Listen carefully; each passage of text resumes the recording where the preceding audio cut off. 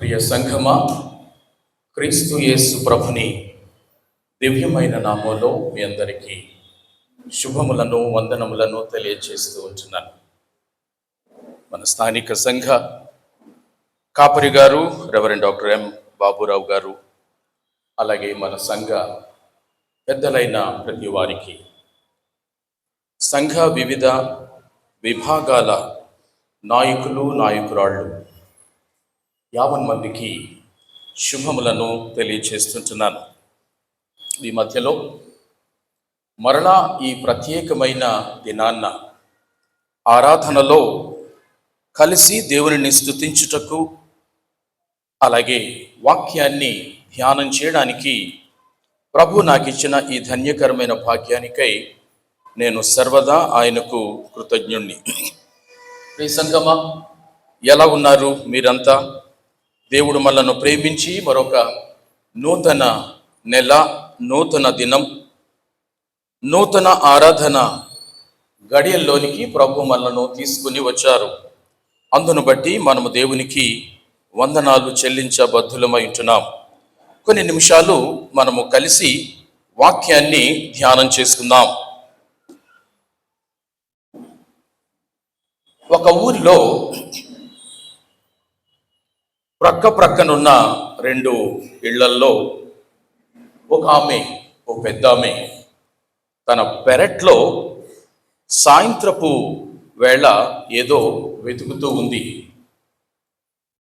చీకటి పడుతూ ఉన్న వేళ ప్రక్కనున్న ఒక ఆమె చూసి, ఏంటి పిన్ని గారు, ఏంటి వెతుకుతున్నారు? ఆ పెద్ద ఆమె అన్నది, అలా వెతుకుతూనే హారాన్ని పోగొట్టుకున్నాను, అందుకని వెతుకుతున్నాను అని అంటూ తుడుస్తూనే వెతుకుతూనే మాట్లాడుతూ ఉంది. హారమా? బంగారం హారమా పిన్ని గారు? ఆమె కాస్త అసహనాన్ని కలిగి, బంగారు హారం కాకపోతే ఇంత పని కట్టుకుని వెతుకుతానా ఏంటమ్మాయి అని అన్నది. ఇదంతా వెతుకుతూనే ఆ ప్రక్కనున్న ఆమె, పిన్ని గారు అసలు సరిగ్గా ఎక్కడ పోగొట్టుకున్నారు? ఆమె వెతుకుతూనే ఒక చేతితో, ఆ గదిలో పోగొట్టుకున్నానమ్మాయి అని అన్నది.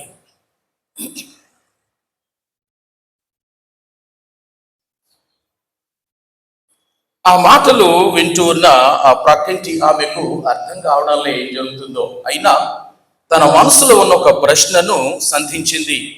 పిన్ని గారు, మరి గదిలో హారాన్ని పోగొట్టుకుంటే పెరట్లో వెతుకుతారేంటి? అదా, గదిలో చీకటిగా ఉంది, పెరట్లో వీధి లైటు కనిపిస్తుంది, అందుకే ఇక్కడ వెతుకుతున్నానులే అమ్మాయి. ఇది పరిస్థితి. ప్రశ్న, ఆ పెద్ద ఆమె ఎప్పటికైనా తాను పోగొట్టుకున్న హారాన్ని కనుక్కోగలదా? లేదు. కారణం ఏంటంటే, ఆమె పోగొట్టుకున్నది ఒక చోట, ఆమె వెతుకుతున్నది మరో చోట. కానీ నేను ఆలోచన చేస్తే ఆమె మాటల్లో ఒక సత్యం మనందరికీ బోధపడుతూ ఉంది. ఆ సత్యం ఏంటి అనంటే, నేను పోగొట్టుకున్న దాన్ని వెతకాలి అనంటే నాకు వెలుగు కావాలి. ఆ వెలుగు ఉంటేనే నేను పోగొట్టుకున్నది దొరికే అవకాశం ఉంది. రైట్? ఆమె ఒక సత్యాన్ని విస్మరించింది, మరొక సత్యాన్ని ఆచరించింది. తాను విస్మరించిన సత్యం ఏంటంటే, ఎక్కడ పోగొట్టుకున్నావో అక్కడే వెతకాలి అన్న సత్యాన్ని విస్మరించింది. నేను చీకటిలో పోగొట్టుకున్నది నాకు దొరకాలి అనంటే వెలుతురు కావాలి అన్న సత్యాన్ని మట్టుకు ఆచరించింది.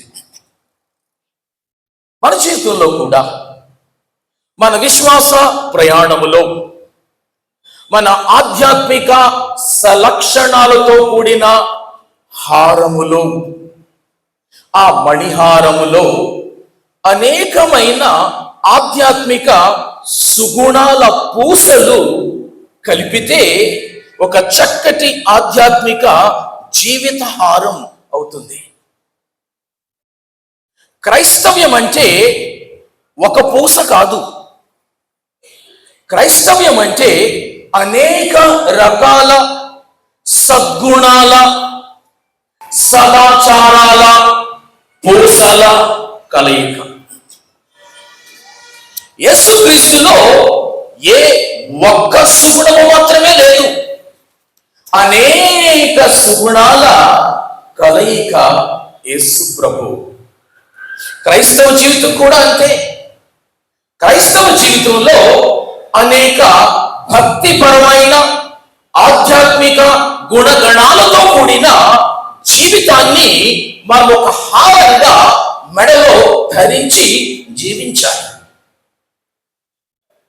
మీ మెడలో ఉన్న పూసల దండలో ఒక్క పూస అది బ్రేక్ అయి క్రింద పడితే దానితో పాటే మిగిలిన పూసలు పడిపోయే ప్రమాదం ఉంది. ఒక హారం యొక్క దాని బలము ఎంత అనంటే ఆ హారములో ఉన్న బలహీన పూస అంత బలము. ఎందుకంటే 100 పూసలతో నేను హారాన్ని ధరించుకుంటే ఒక పూస బలహీనమై అది తెగి పడేట్టుగా ఉంటే మొత్తం హారం యొక్క బలం అంతే. మిగిలిన 99 పూసలు బలంగా ఉన్నా ఒక్క పూస మాత్రమే బలహీనంగా ఉండి అది విరిగిపోయే పరిస్థితి వస్తే మొత్తం హారం అంతా చెడిపోతుంది. క్రైస్తవ జీవితంలో కూడా మనలో ఉండవలసిన ఆధ్యాత్మిక సలక్షణాలను మనము ఏం చేయాలి అని అంటే పూసలుగా, హారముగా, దండగా మనము కట్టుకోవాలి. ఇవన్నీ మనలో ఉన్నాయా లేదా? ఇవన్నీ కలిపితేనే నేను గత 2 సందర్భాలలో మాట్లాడుతూ వస్తూ ఉన్నాను. దానిని అపోస్తలుడైన పౌలు ఒక పేరు పెట్టి పిలిచాడు. అదేంటి అనంటే సంతృప్తి కలిగిన భక్తి, సంతుష్టి సహితమైన భక్తి. 1 తిమోతిలో ఈ మాటలు మనం చూస్తున్నాం. 1 తిమోతి 6:6లో ఈ మాట ఉంది. సంతుష్టి సహితమైన దైవ భక్తి. సంతుష్టి సహితమైన దైవ భక్తిలో ఇప్పుడు నేను మాట్లాడినట్లుగా ఈ ఆధ్యాత్మిక గుణగణాల పూసల దండ బలంగా ఉంటుంది. ప్రతి పూస, ప్రతి గుణము, ప్రతి లక్షణము అది స్థిరంగా ఉంటుంది. మరి ఒకసారి మన ఆధ్యాత్మిక మెడ తడుముకొని చూసుకుంటే ఈ హారం బలంగా ఉందా, దృఢంగా ఉందా, ఎక్కడైనా అది విరిగిపోయేట్టుగా ఉందా అన్నది ఆలోచించుకోవాల్సిన అవసరం ఉంది. నేటి సంఘాలలో హారం అన్నది అది కనబడలేదు. కారణం ఏంటి అని అంటే మనం పోగొట్టుకున్నాం.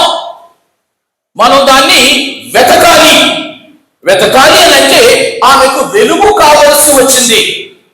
ఈ ఆధ్యాత్మిక గుణగణాల హారాన్ని పోగొట్టుకుంటే దీన్ని వెతికి మరలా మనం ధరించుకోవడానికి ఈ వాక్యము అనే వెలుగు చేత మనము వెతకాలి. భక్తుడు వచ్చినాడు, దేవా నీ వాక్యము వెల్లడి అవుట తోడనే వెలుగు కలిగెను. మరొక సందర్భంలో నీ వాక్యము నా పాదములకు దీపమును, నా త్రోవలకు వెలుగునై ఉన్నది. నా ఇంట్లో మనం పోగొట్టుకున్న వస్తువులు చీకటిగా ఉంటే వెలుతురు కావాలి. అదే మాదిరి మన ఆధ్యాత్మిక జీవితాలలో ఉండవలసిన ఆ ఆ ఆత్మీయ హారాలు, ఆత్మీయ గుణగణాలు, ఆత్మీయ సిద్ధపాటులు కనుక మనం పోగొట్టుకుంటే వాటిని వాక్యం అనే దేవుని యొక్క మాట వెలుగులో వెతుక్కోవాలి. ఇవాళ ఈ మాటలు మాట్లాడుతుంటున్నప్పుడు మనలో ఒకవేళ ఎవరికైనా ఇలాంటి కొన్ని ఆధ్యాత్మిక ఉండవలసిన గుణగణాలు జారి పడిపోతే వాటిని వెతుక్కుందాం, వెతుక్కుని తిరిగి ధరించుకుందాం.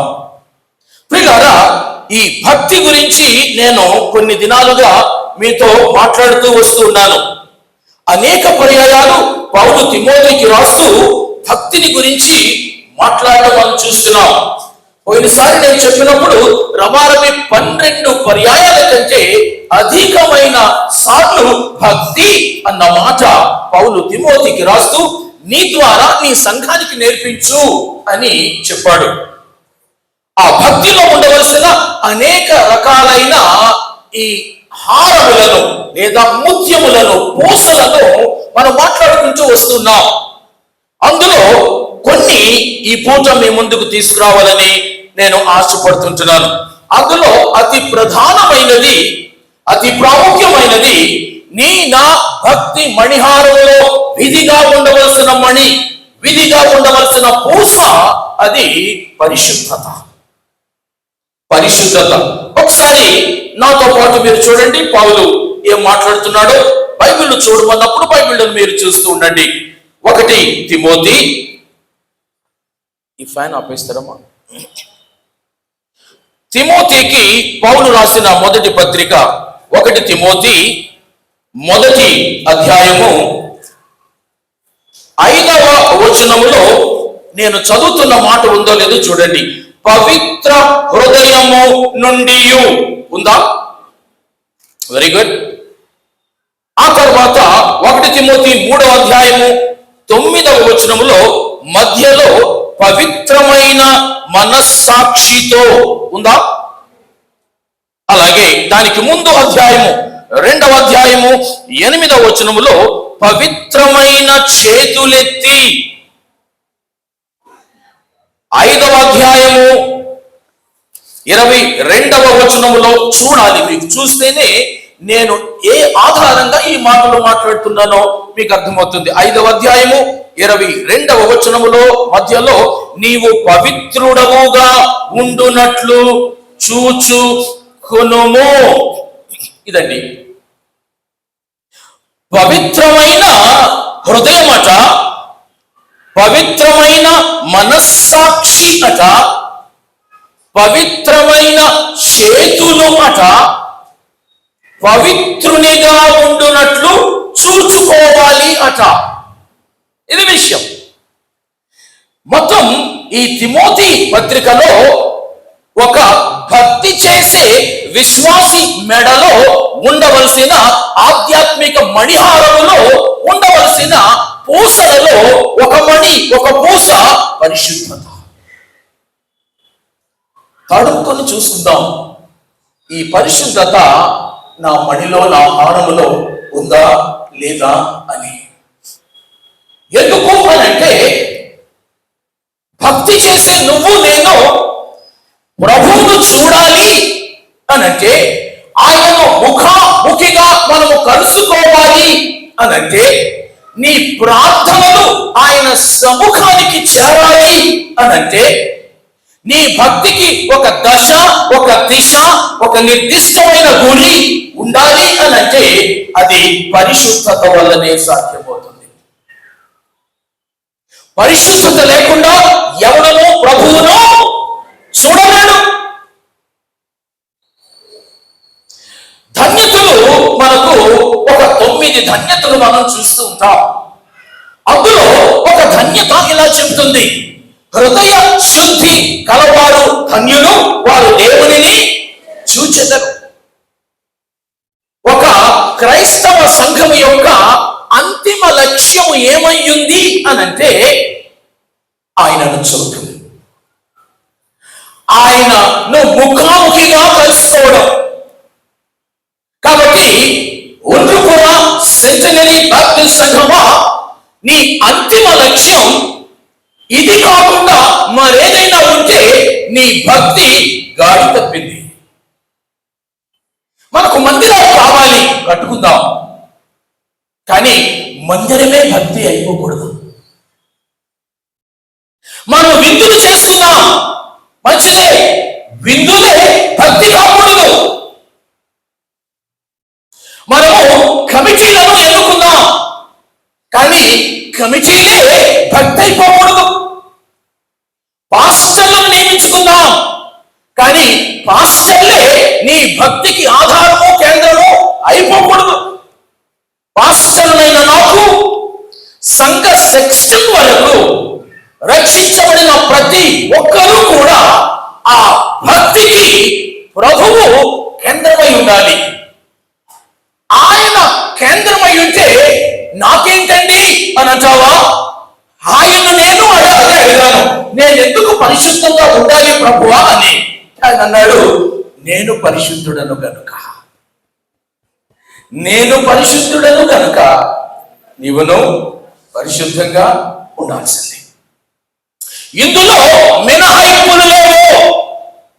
నేను మాట్లాడుతున్న ఈ క్రైస్తవ సంరక్షణ సుగుణాల హారాల కలయికకు మినహాయింపులు లేవు. నీకు నీవు మినహాయింపులు ఇచ్చుకుంటే అది నీ సమస్య, వాక్యము సమస్య కాదు. వాక్యము నాకును, నా ద్వారా మీకును, మనందరికీ ఒకటే అది సందేశం ఇస్తుంది. బోధించువాడనైన నేను పరిశుద్ధతను సాధన చేయాలి, బోధితులైన మీరు పరిశుద్ధతను సాధన చేయాలి. వెరసి మనం అందరం కూడా పరిశుద్ధుడైన మన ప్రభువు, మన ప్రియుడు, మన వరుని ఎదుర్కోవడానికి సిద్ధంగా ఉండాలి. పాత నిబంధన గ్రంథములో ఈ శుచి శుభ్రతను కూర్చిన నియమాలు ఎందుకున్నాయనుకుంటున్నారు? ఊరకనే వారి వంటిని శుభ్రం చేసుకోవడానికా, వారి బట్టల్ని ఉతుక్కొని శుభ్రం చేసుకోవడానికా కాదు. అవి దేనికి సూచన అంటే అంత రంగాన్ని శుద్ధి చేసుకోమని చెప్పడానికి బాహ్యపరమైన ఉదాహరణలతో నాటి ప్రజలకు ఆయన బోధించాడు. కాబట్టి పరిశుద్ధ గ్రంథములో శుభ్రత, శుచి నియమాలు పాత నిబంధనలో మనకెక్కడ కనబడినా అది దేనిని సూచిస్తున్నాయి అని అంటే నీవు నీ అంతరంగాన్ని, నీ మనసును, నీ మనస్సాక్షిని, నీ హృదయాన్ని శుద్ధిగా ఉంచుకో అన్న సందేశం మనకి ఇస్తుంది. అదే మాట ఇక్కడ చదివాం. నీ మనస్సాక్షి శుద్ధిగా ఉండాలి, నీ హృదయం శుద్ధిగా ఉండాలి, ఆరాధించటకు నువ్వు ఎక్కే చేతులు శుచిగా ఉండాలి, మెట్టుకు నిన్ను నీవు పవిత్రునిగా ఉండినట్లుగా చూసుకో. దట్స్ యువర్ ప్రాబ్లం, నీ సమస్య. నేను ఎలా పరిశుద్ధంగా ఉండాలండి అని అంటే నీ కళ్ళను పరిశుద్ధంగా ఉంచుకో, చూపు సరిగా ఉండలేవు. నీ చేతులను పరిశుద్ధంగా ఉంచుకో, నీ చేష్టలను సరిగ్గా ఉండలేవు. నీ కాళ్ళను పరిశుద్ధంగా ఉంచుకో, నీ నడక పవిత్రంగా ఉండలేవు. నీ నోరు పరిశుద్ధంగా ఉంచు, పరిశుద్ధమైన మాటలు మాట్లాడు. నీ శరీర అవయవాల్లో అన్ని కూడా పరిశుద్ధంగా తొణికిసలాడాలి. వేరే వేరే మినహాయింపు లేదు అక్కడ. మెట్టుకు ఎలాంటి అనుభవానికి రావాలి అని అంటే నాకు మరలా అపోస్తలుడైన పౌలు గుర్తు వస్తున్నాడు. అపోస్తలుడైన పౌలు అంటాడు, జీవించు వాడను ఇక మీదట నేను కాను. మరి ఎవరు జీవిస్తారు పౌలా అని అంటే నేనే, కానీ నేను కాదు, నాలో క్రీస్తు జీవిస్తాడు. అంటే నాకు అర్థం కాలేదు పౌలా, కాస్త విడమర్చి చెబుతావా అని అంటే ఆయన చాలా స్పష్టమైన వివరణ మనకి ఇస్తున్నాడు. చూడు, ఈ కళ్ళు నావే, కానీ చూపు ఆయనది. ఈ నోరు నాదే, కానీ పలుకు ఆయనది. చేతులు నావే, చేష్టలు ఆయనవి. కాళ్ళు నావే, నడక ఆయనది. నేను అంతా నేనే, కానీ నాలో జీవిస్తూ నన్ను నడిపిస్తూ ఉన్నది ఆయనే. ఇదండి పరిశుద్ధ జీవితానికి ఒక చక్కటి నిర్వచనం. ఎందుకండి ఈ దేహం గురించి ఇంత గట్టిగా మాట్లాడాల్సి వస్తుంది అని అంటే ఈ దేహముతో మనము ఏమేమి చేశామో అవన్నీ కూడా క్రీస్తు ప్రభుని న్యాయపీఠం ముందుకు రాబోతూ ఉంటున్నాయి. 2 కొరింథీ 5వ అధ్యాయము 9వ వచనము. 2 కొరింథీ 5, 9, 10 వచనాలు. 10వ వచనం చదువుతాను. ఎందుకనగా తాను జరిగించిన క్రియల చొప్పున, గమనించండి, కొరింథులో ఉన్న సంఘానికి పౌలు రాస్తున్న మాటలేవి. సంఘమా, అక్కడ మన పేరు పెట్టుకుందాం, మన సంఘం పేరు పెట్టుకుందాం.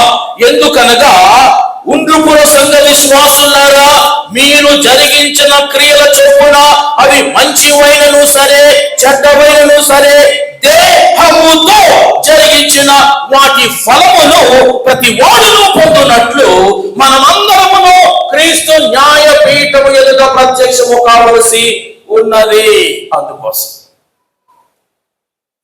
అందుకోసం అండి, సింపుల్ గా మీకు అర్థం కావాలనంటే, నేను రక్షణ పొందక మునుపు చేసిన ప్రతి పాపమును ఆయన నేను ఒప్పుకున్నప్పుడు, యేసును విశ్వాసముతో స్వీకరించినప్పుడు వాటిని అన్నిటినీ ఇలా కొట్టేశాడు ఆయన ఎర్ర సిగ రక్తముతో. అయితే రక్షింపబడిన తరువాత నేను ఈ దేహముతో చేసిన ప్రతి పని రికార్డు చేస్తున్నాడు, ఆయన గ్రంథస్థం చేస్తున్నాడు. ప్రకటన గ్రంథం మీరు చూడండి, గ్రంథములు తెరవబడతాయి. ఆ గ్రంథములు తెరవబడినప్పుడు రక్షించబడిన నువ్వు, రక్షించబడిన నేను ఈ దేహముతో చేసిన ప్రతి హేయ క్రియ, ప్రతి దుర్మార్గపు క్రియ, ప్రతి జార క్రియ, ప్రతి వ్యభిచారపు క్రియ, ఈ శరీరమును పాడు చేసి నీ ఆత్మ హారమును మురికి పరిచే ప్రతి క్రియ గ్రంథములో ఉంది. నువ్వు రక్షించబడి ఎన్నాళ్ళయిందో ఆ రోజు నుంచి ఈ రోజు వరకు నువ్వు నేను దేహములతో చేసిన, శరీర అవయములతో దేవునికి వ్యతిరేకంగా చేసిన ప్రతి పాపము నమోదు అయి ఉంది, నమోదు అయి ఉంది. ఏమండి, నేను అయితే పరలోకానికి పోనా? పరలోకానికి పోతాం. ఎందుకంటే పరలోకానికి వెళ్ళడానికి నా క్రియల మీద ఆధారపడి మనం వెళ్ళడంలే. పరలోకానికి వెళ్ళడానికి క్రీస్తు యేసు ప్రభుని ఉచిత కృప వలన మట్టుకు మాత్రమే మనం వెళ్తున్నాం. నేనేం చేశాను? నేను విశ్వసించాను అంతే. నేను పాపిని నమ్మాను, నా పాపములకు యేసుక్రీస్తు విమోచన ప్రసాదించాడని నమ్మాను, నేను ఒప్పుకున్న ప్రతి పాపాన్ని ఆయన కడిగి వేశాడు అని నమ్మాను. నాకు తన ఉచిత కృపాభిక్షగా స్వర్గ ప్రాప్తి ఇచ్చాడు.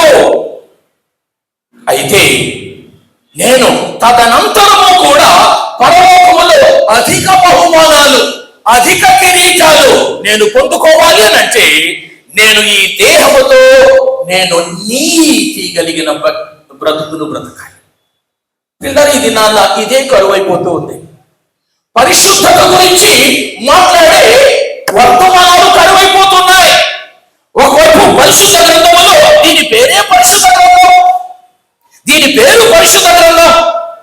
ఆది కాండం నుంచి ప్రకటన గ్రంథం వరకు పరిశుద్ధ దేవుని గురించి బైబిల్ మాట్లాడుతుంది. పరిశుద్ధులు ఎలా ఉండాలో మనకు నేర్పిస్తుంది. మనము పోగొట్టుకున్న హారమే పరిశుద్ధత. ఊరకనే మురికిని మెడలో తగిలించుకొని వచ్చేస్తూ ఉంటాం. మురికిని మెడలో తగిలించుకొని బోధించేవాడు బోధిస్తాడు, నిర్వహణ చేసేవాడు నిర్వహణ చేస్తాడు, వచ్చి కూర్చుని వెళ్ళిపోయేవాడు వెళ్ళిపోతూ ఉంటారు. చేతులెత్తడం ఆరాధన కాదండి, గొంతులు చించి పాటలు పాడడం ఆరాధన కాదండి, దివ్యమైన సంగీతం దానికి జత అవ్వడం ఆరాధన కాదండి. చేతులెత్తు, అవి పవిత్రమైన చేతులుగా ఉండాలి. గొంతెత్తు, అది పవిత్రమైన గొంతుగా ఉండాలి. చూడు, పవిత్రమైన దృష్టిగా ఉండాలి. విను, పవిత్రమైన వినికిడిగా ఉండాలి. నిలువెల్లా మనలో పరిశుద్ధత తొణికిసలాడాలి. అప్పుడే మన ఆరాధనలు ఆయనకు యోగ్యములు అవుతాయి అని జ్ఞాపకం చేస్తున్నాను. అయితే రెండవ అంశంలోనికి వెళ్లే ముందు ఈ పరిశుద్ధత మరి నీ మట్టుకు నువ్వు చూసుకో, కాపాడుకో, అపవిత్రుడుగా ఉండకుండా చూసుకో, పవిత్రుడుగా ఉండినట్టు చూడు అంటున్నాడు పౌలు వాక్యం. ఎలా చూడాలి? సాధన సాధన చెయ్యాలి. రాత్రికి రాత్రి మనము పరిశుద్ధులము కాలేము. రెండు రకాలైన పరిశుద్ధులు పిల్లలు గమనించండి. ఒకటి స్థితిపరమైన పరిశుద్ధత. ఈ స్థితిపరమైన పరిశుద్ధత ప్రభు నాకు ఇచ్చేసాడు ఆల్రెడీ. నా పాపములు క్షమించడం వల్ల, నేను ఒప్పుకునడం వల్ల, ఆయన నా దేవునిగా స్వీకరించడం వల్ల ఆ పొజిషనల్ శాంక్టిటీ నాకు ఇచ్చేశాడు. అందుకే మీరు ఏ పత్రికలో చూసినా కొరింథీలో ఉన్న పరిశుద్ధులకు రాయనదేమనగా, ఎఫెసులో ఉన్న పరిశుద్ధులకు రాయనదేమనగా, ఫిలిప్పీలో ఉన్న పరిశుద్ధులకు రాయనదేమనగా, ప్రతి సంఘములో పరిశుద్ధులే ఉంటారు. ఎందుకు? క్రీస్తు ప్రభుని రక్తము చేత కొడుగుబడి విమోచించబడి ఆయన చేత నిన్ను పరిశుద్ధులుగా నువ్వు తీర్చబడ్డావు. ప్రారంభం నీకు ఇచ్చేశాడు. నీ స్థాయి, you are a holy believer. నీకు నచ్చితే నీ పేరు ముందు రోమన్ క్యాథలిక్లు పెట్టుకునేటట్టు సెయింట్ అన్న పేరు తగిలించుకో. నేను తగిలించుకోవచ్చు. ఎలా? సెయింట్ మృత్యుంజయ. ఎక్కడిది నాకు ఈ సెయింట్ అనగా క్రీస్తు ప్రభు నాకు ఆపాదించాడు. ఇది పొజిషనల్ శాంక్టిటీ. అయితే అది చాలదండి, నేను దానిని కొనసాగించుకుంటూ ఉండాలి. పరిశుద్ధత నుంచి అధిక పరిశుద్ధతలోనికి నేను సాధన చేయాలి. నేను అధికమైన బహుమానములు పొందునంతగా నా దేహమును ఎప్పటికప్పుడు నలగగొట్టుకుంటూ నీతికి సాధనాలుగా నా అవయవాలను నేను ఏర్పాటు చేసుకోవాలి. పరిశుద్ధతకు సాధనాలుగా నా అవయవాలను ఏర్పాటు చేసుకోవాలి. ప్రభువైన యేసుక్రీస్తు వారు ఆయన చెప్పిన ఉపమానాల్లో పాపం చేయడానికి నీలో ఉన్న అవయవము ఏదైనా నిన్ను అభ్యంతరపరుస్తుందా? దాన్ని లేపే. నీ చెయ్యి నిన్ను పాపం చేయడానికి అభ్యంతరపరుస్తుందా? కట్ చేసే అంటూ ఆయన ఇచ్చిన వివరణ తెలుసా? నువ్వు చెయ్యి కలిగి పాపం చేస్తూ నరకములో పడబడే కంటే ఈ చెయ్యి లేకుండా, అభ్యంతరపరిచే చెయ్యి లేకుండా పరిశుద్ధత బాటలో పడి పరలోకానికి వెళ్ళు. ఎంత కఠినమైన మాట! ఇందులో ఎంత అర్థం ఉన్న మాట! భక్తుడైన యోబు ఊరకనేనాడా, నేను నా కన్నులతో నిబంధన చేసుకున్నాను, ఇక కన్యకను నేను ఎలాగో చూసును. కాబట్టి మన చేతులు, మన కాళ్ళు, మన శరీర అవయవాలన్నింటినీ కూడా ప్రభుని సమక్షములో నిబంధన చేసి ఆయన సన్నిధిలో పెట్టాలి. అలా పెట్టినప్పుడు నిబంధన కర్తయ్యకు దేవుని యొక్క అనుమతి అధీనములో ఆ చేతులు నేను వాడతాను, ఆ నోరు వాడతాను, నా అవయవాలన్నీ నేను వాడతాను. అప్పుడు నువ్వు కాదు, కనపడడానికి నువ్వే, కానీ నీలో క్రీస్తు జీవిస్తూ ఉన్నాడు. కాబట్టి ప్రియమైన దేవుని బిడ్డలారా, ఈ పరిశుద్ధతను మనము సాధన చేయాలి. ఎలా సాధన చేయాలి అని అంటే, భక్తుడైన దావీదు ఇలా అంటున్నాడు, దేవా నీ ఎదుట నేను పాపము చేయకుండానట్లు నా హృదయములో నీ వాక్యమును ఉంచుకొనుచున్నాను. వాక్యమే దారి, వాక్యమే మార్గము, వాక్యమే పరిష్కారము.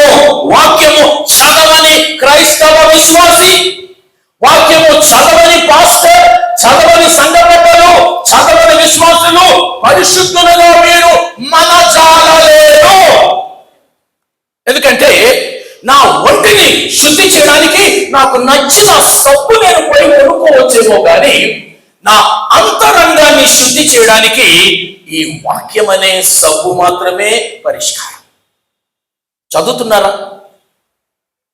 నేను 2 ప్రశ్నలు అడుగుతాను, మీరు జవాబు చెప్పాల్సిన పని లేదు. నాకు టిఫిన్ తినొచ్చారా అని అడిగితే మీరేం జవాబు చెప్పుకుంటారో మీకు తెలుసు. కనీసం టీ కానీ కాఫీ కానీ ఏదైనా కడుపులో పోసుకొని వచ్చారా? మీ దగ్గర జవాబు ఉంది. బైబిల్ చదువుకొని, ధ్యానం చేసుకొని, తృప్తికరంగా ప్రార్థన చేసుకొని ఒక 30 నిమిషాలైనా ఈ ఆదివారం డిసెంబర్ 1వ తారీఖు 2024 ఆయన సన్నిధికి వచ్చే ముందు తినడం అన్నది మర్చిపోతే దేవునితో నిన్ను నీవు ఆ ప్రశస్తమైన వాక్య ధ్యానంలో, ఏకాంత ప్రార్థనలో, ఏకాంత వాక్య ధ్యానంలో ఒక 30 నిమిషాలైనా గడపకుండా ఎలా వచ్చేస్తావు నువ్వు గుడికి? ఎలా వచ్చేస్తావు? పరిశుద్ధత నువ్వు గుడిలో అడుగు పెడితే రాదు. వాళ్లకు ఆ భావన, వాళ్ళు ఆ కొండల్లోనికి, ఆ గొడలోకి అడగానే వాళ్ళు అంటారు, నాకేమో వైబ్స్ వస్తున్నాయి, ఒక విధమైన ఫీలింగ్ వస్తుంది, నేను చాలా భక్తి కలిగిన చోటున్నట్టు నాకు భావనలు కలుగుతున్నాయి, ఆ వైబ్స్ వస్తున్నాయి. ఉండవడం అలాంటి వైబ్స్ అది నువ్వు అనుకుంటున్నావు. అవి వీళ్ళగా గుడిలోనికి వస్తే ఆధ్యాత్మిక వైబ్స్ రావు. వాక్యమును చదివి దాన్ని పాటిస్తూ ఉంటేనే ఆ ఆధ్యాత్మిక ప్రకంపనలు, పరిశుద్ధ ప్రకంపనలు మనలో పడుతూ ఉంటాయి. అది నీకు తెలుస్తుంటుంది. వీడ్ అండ్ స్కాట్ అనే దొరగారు అమెరికాలో, వీడ్ అండ్ స్కాట్ దొరగారు. ఆయనకు కోళ్ల ఫారాలు ఉన్నాయి, ఒక ఎత్తైన కుక్క కూడా ఉంది. దాని పేరు వైట్ ఫ్యాంగ్. అది క్రాస్ బ్రీడ్ చేస్తే పుట్టింది. మేలుజాతి కుక్కకు, తోడేలుకు, ఈ రెంటికి మధ్యలో క్రాస్ బ్రీడ్ చేస్తే అది పుట్టింది. చూడడానికి తోడేలులా ఉంటుంది, మెట్టుకు కుక్కే. పెంచుకుంటున్నాడు. కోళ్ల ఫారాలోకి వెళ్ళాడు. ఆయన వెనకాల ఈ కుక్క కూడా వెళ్ళింది. ఈయన ఒక పనిలో ఉండగా ఈ తోడేలు కుక్క కోళ్లను చూసింది. చూసి ఆ నోట్లో నీళ్లు తెచ్చుకుంటుంది, లాలాజలం ఓడుతా ఉంది. తోక బాగా కదుపుతోంది, పొజిషన్ తీసుకుంది. ఆ కోడి మీద మాత్రమే దృష్టి పెట్టింది. జంప్ చేసింది. ఒక్కొక్క కోడి పీక కట్ చేస్తూ, రక్తం తాగుతూ, ముక్కలు తింటూ, మరొక కోడి ఆ కోళ్ళన్నీ గలిబిలి అయిపోతున్నాయి. అతడు చూశాడు, స్టాప్ అరిచాడు. ఈ వైట్ ఫ్యాంగ్ అనే కుక్కకు ఈ వీడ్ అండ్ స్కాట్ అనే దొరగారు దేవుడు లెక్కన్నమాట. ఆయన ఎస్ అంటే ఎస్, నో అంటే నో. అక్కడి నుంచి స్టాప్ అంటే ఆగింది. అలా చూస్తుంది ఆయన వైపు. ఎందుకు నన్ను ఆపావు? చాలా బిజీగా ఉన్నాను నేను అన్నట్టున్నా. ఇలాగా అన్నాడు. ఆ మూలు కూర్చోబెట్టాడు, బెత్తమెత్తాడు, కొట్టేంత పని చేశాడు. ఒక సందేశాన్ని కమ్యూనికేట్ చేస్తున్నాడు ఆ కుక్కకు. నువ్వేం చేశావో నాకు నచ్చలేదు అని చెప్తున్నాడు. నువ్వేం చేశావో అది చెయ్యకూడనిది, నాకు నచ్చలేదు అని చెప్తున్నాడు దానికి. బహుశా దానికి కనుక నోరుంటే, నేనేం తప్పు చేశాను? కోళ్లను చూడగానే నాకు లోపల నుంచి దేవునికి వచ్చింది, తినాలని అనిపిస్తూ ఉంది. నాకు తినాలని అనిపించింది, తిన్నాను. నేనేం తప్పు చేశాను? ఆ రోజు అయిపోయింది. 2వ రోజు దాన్ని తీసుకొచ్చాడు. నిన్నటి విషయం ఆయనకు బాగా గుర్తుంది. అయినా ఏదో పనిలో ఉన్నట్టు ఉన్నాడు. ఈ కుక్కను గమనిస్తూ ఉన్నాడు. ఇదేం చేసింది? నిన్న రుచి అడిగిన కుక్క నిన్న కోడి ఫార్మ్కి వచ్చింది. కోడను సగం మాత్రమే తిన్నది. మధ్యలో ఆయన ఆపేశాడు. ఇప్పుడు అటు తిరుగున్నాడు. మళ్ళా మీద పడతా అడ్డు 1 2 3 అని దూకే సమయంలో యజమానుడు గమనించి నో అన్నాడు. ఆ సారికి ఆగింది. మరలా 10 నిమిషాల తర్వాత మరలా దూకపోయింది. నో 3 సార్లు జరిగింది అలాగే. పిల్లరా, ఆ రోజు దానికి పాఠం చెప్పేశాడు. 3వ రోజు తీసుకొచ్చాడు. ఈసారి అది చూస్తుండగానే బయటకు వెళ్ళిపోయాడు. బయట నుంచి గడబెట్టాడు. అంటే ఆ కుక్కకు తెలుసు వైట్ ఫ్యాంగ్ యజమానుడు ఇక్కడ లేడని వెళ్ళిపోయాడని. కోళ్ళు మట్టుకు కళ్ళ ముందున్నాయి. సీసీ కెమెరాలో వచ్చి చూస్తున్నాడు పక్క గదిలో ఏం జరుగుతుందని. మొన్న నో అన్నాను, నిన్న 3 సార్లు నో అన్నాను. ఇది విందా? దీని తలకు ఎక్కిందా? ఏం చేస్తుందో చూద్దామని. పిల్లరా, ఆశ్చర్యంగా ఏం జరిగిందో తెలుసా? అది అలాగనే మూలన కూర్చుండిపోయింది. అస్సలు లేవలేదు. యజమానుడు లేదని తెలుసు. కళ్ళ ముందు కోళ్ళున్నాయి. తనకు దేవుకుంటూ వస్తుంది. మామూలు కుక్కే కోళ్ళ మీద ఎగబడుతూ ఉంటుంది. తోడేలు కుక్క ఎగబడదా? తోడేలు స్వభావం అది. కాబట్టి స్వభావ రీత్యా ఆ తోడేలు కుక్క వైట్ ఫ్యాంగ్ కోళ్ళ మీద పడడానికి అది సిద్ధపడతా ఉంది. కానీ ఆ రోజు ఆ పని చేయలేదు. బహుశా నేను కనుక, ఏమా నీ యజమానుడు లేడు, కోళ్ళు ఉన్నాయి, నువ్వు సగం మీల్సే తిన్నావు, ఫుల్ మీల్స్ కొట్టు అని కనుక నేనంటే, అబ్బే కోళ్ళు అంటావేంటి బాబు, నాకు కోళ్ళు ఏమీ కనపడడం లేదు అంటది. ఏ నిన్నున్నాయి కదా కళ్ళు, మొన్న కూడా ఉన్నాయి కదా, ఇవాళ నీ కళ్ళు ఏమయ్యాయి అని అంటే, ఇది కళ్ళు విషయం కాదు బాబు, ఇది చెవి విషయం అంటది. ఏమైంది నీ చెవికి? నా చెవిలో మారు మోగుతుంది. ఏంటి? నో నో నో అని. అది నిన్న మాట. నిన్న నీ యజమానుడు అన్నమాట. ఇప్పుడు లేడు కదా అని అంటే, అన్నది నిన్నే కావచ్చు, నేడు కూడా అది మారుమ్రోగుతూనే ఉంది. అన్నది నిన్నే కావచ్చు. యజమానుడు ఇప్పుడు ఉన్నాడా లేదా అన్నది నాకు సమస్య కాదు. నాకు యజమానుడు దేవుడు లెక్క. నాకు తినాలని అనిపించింది, తినబోయాను. అది మంచిది కాదన్నాడు, నాకు చెప్పాడు, నేను తినను. నిన్నటి తోడేలునే, నిన్నటి కోడే, నిన్నటి ఆమె ఉంది, నిన్నలాగా తినాలనే ఉంది, తినను. ఎందుకంటే నా యజమానుడు చెప్పిన మాటకు నేను కట్టుబడిపోయాను అంటది. పిల్లరా, దానికి మధ్యలో దాహం వేస్తే కోళ్లకు మధ్యలో ట్రఫ్ అని ఉంటుంది, అలా నీళ్లు పెడతాడు కోళ్లు తాగడానికి. ఆ విషయం దానికి తెలుసు. అది నెమ్మదిగా ఏ కోడి వెంట్రుకను తాకకుండా కోళ్ల మధ్యలో అది జాగా చేసుకుని వెళ్ళి నీళ్లు తాగి, మళ్ళా ఏ కోడి కూడా తాకకుండా కోళ్లు పొడుచుకుని దీని మీదకి వస్తుంటే ఇది తప్పుకుంటూ మళ్ళా వచ్చి కూర్చుంది అక్కడ. సాయంత్రం 5 అయింది, ఇలా ఆయిల్ ఉంది, పరుగు పెట్టి అలా గోడ మీదకు దూకి అటు వెళ్ళిపోయింది. Everything was recorded. ప్రియమైన దేవుని బిడ్డలారా, ఎంత చక్కటి పాఠం మనం నేర్చుకోవచ్చండి.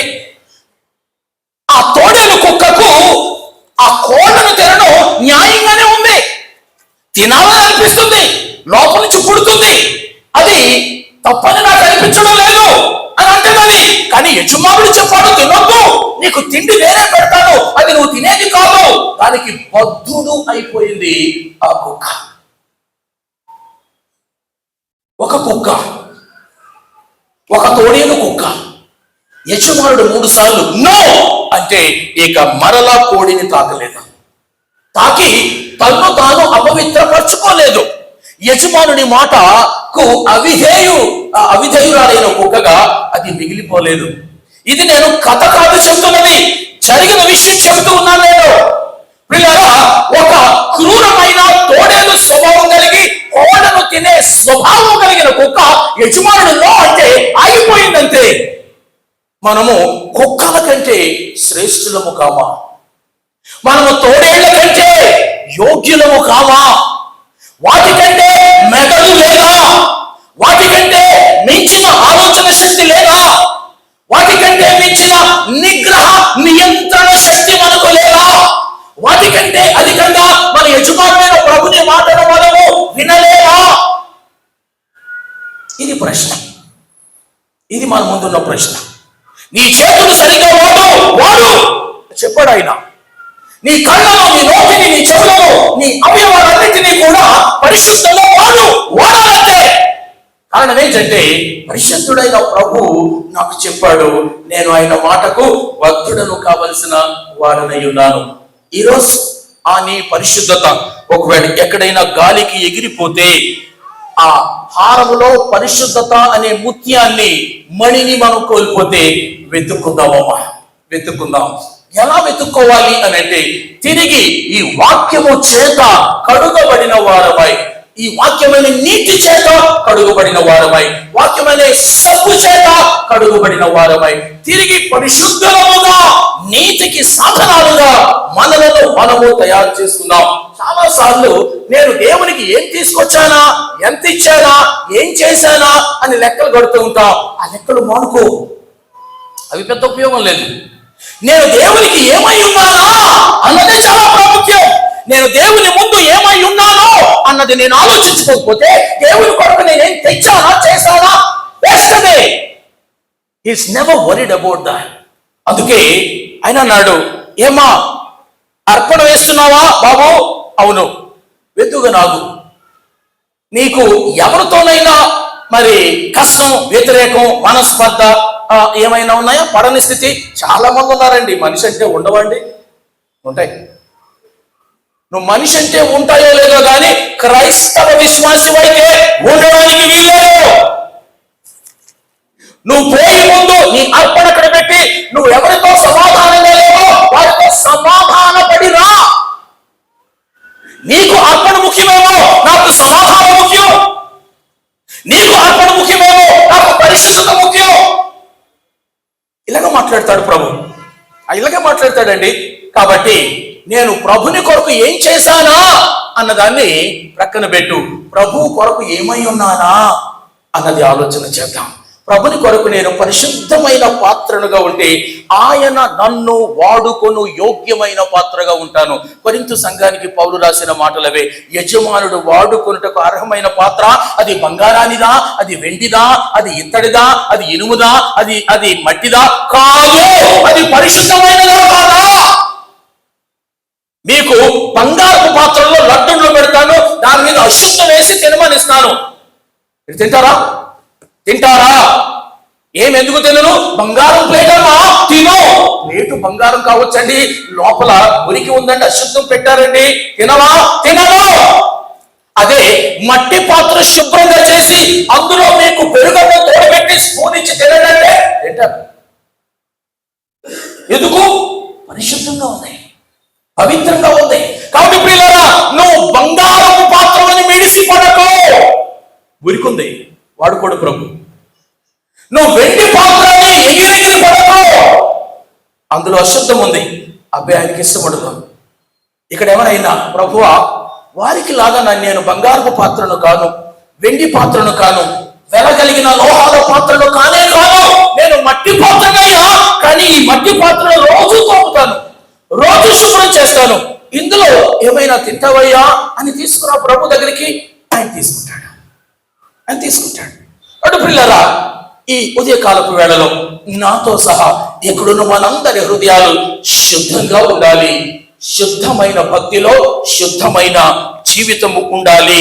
అది మనము వాక్యంలో నుంచి నేర్చుకున్నాం. ఒకవేళ ఇప్పుడు కూర్చున్న ఈ స్థితిలో మన అవయవాలు చెడిపోయి మురికి పడుతున్నాయా? తత్కారణంగా మన అంతరంగాలు కూడా చెడిపోయి ఉన్నాయి. ఎందుకు అనంటే నేను ఏదైతే చూస్తున్నానో ఈ కన్ను ఈ దేహానికి దీపము అని చెప్పాడు. నేను చూడకూడనిది చూస్తే అది నా అంతరాత్మలో పాడు చేస్తుంది, వినకూడనిది వింటే అది నా ఆత్మకు మురి కనిపిస్తుంది. ఈ బాహ్య అవయవాలు నా లోపల ఉన్న ఆత్మకు ద్వారాలు. ముక్కు ఒక ద్వారము, నోరు ఒక ద్వారము, చెవి ఒక ద్వారము, కళ్ళు ఒక ద్వారము, చేతులు కాళ్ళు ద్వారాలు. నేను పరిశుద్ధంగా నడిస్తే నా ఆత్మ పరిశుద్ధంగా ఉంటుంది, నేను చెడిపోయిన నడక నడిస్తే నా ఆత్మ చెడిపోతుంది. కాబట్టి పిల్లారా, భక్తిలో ఆహారములో ఈ పరిశుద్ధత అనే ఒకవేళ ఆ మణి పడిపోతే వెతుక్కుందాం. దేవుని మాటను వినుట ద్వారా అది మరలా మనము పొందుకోగలం. ఇంకేం చేయాలి?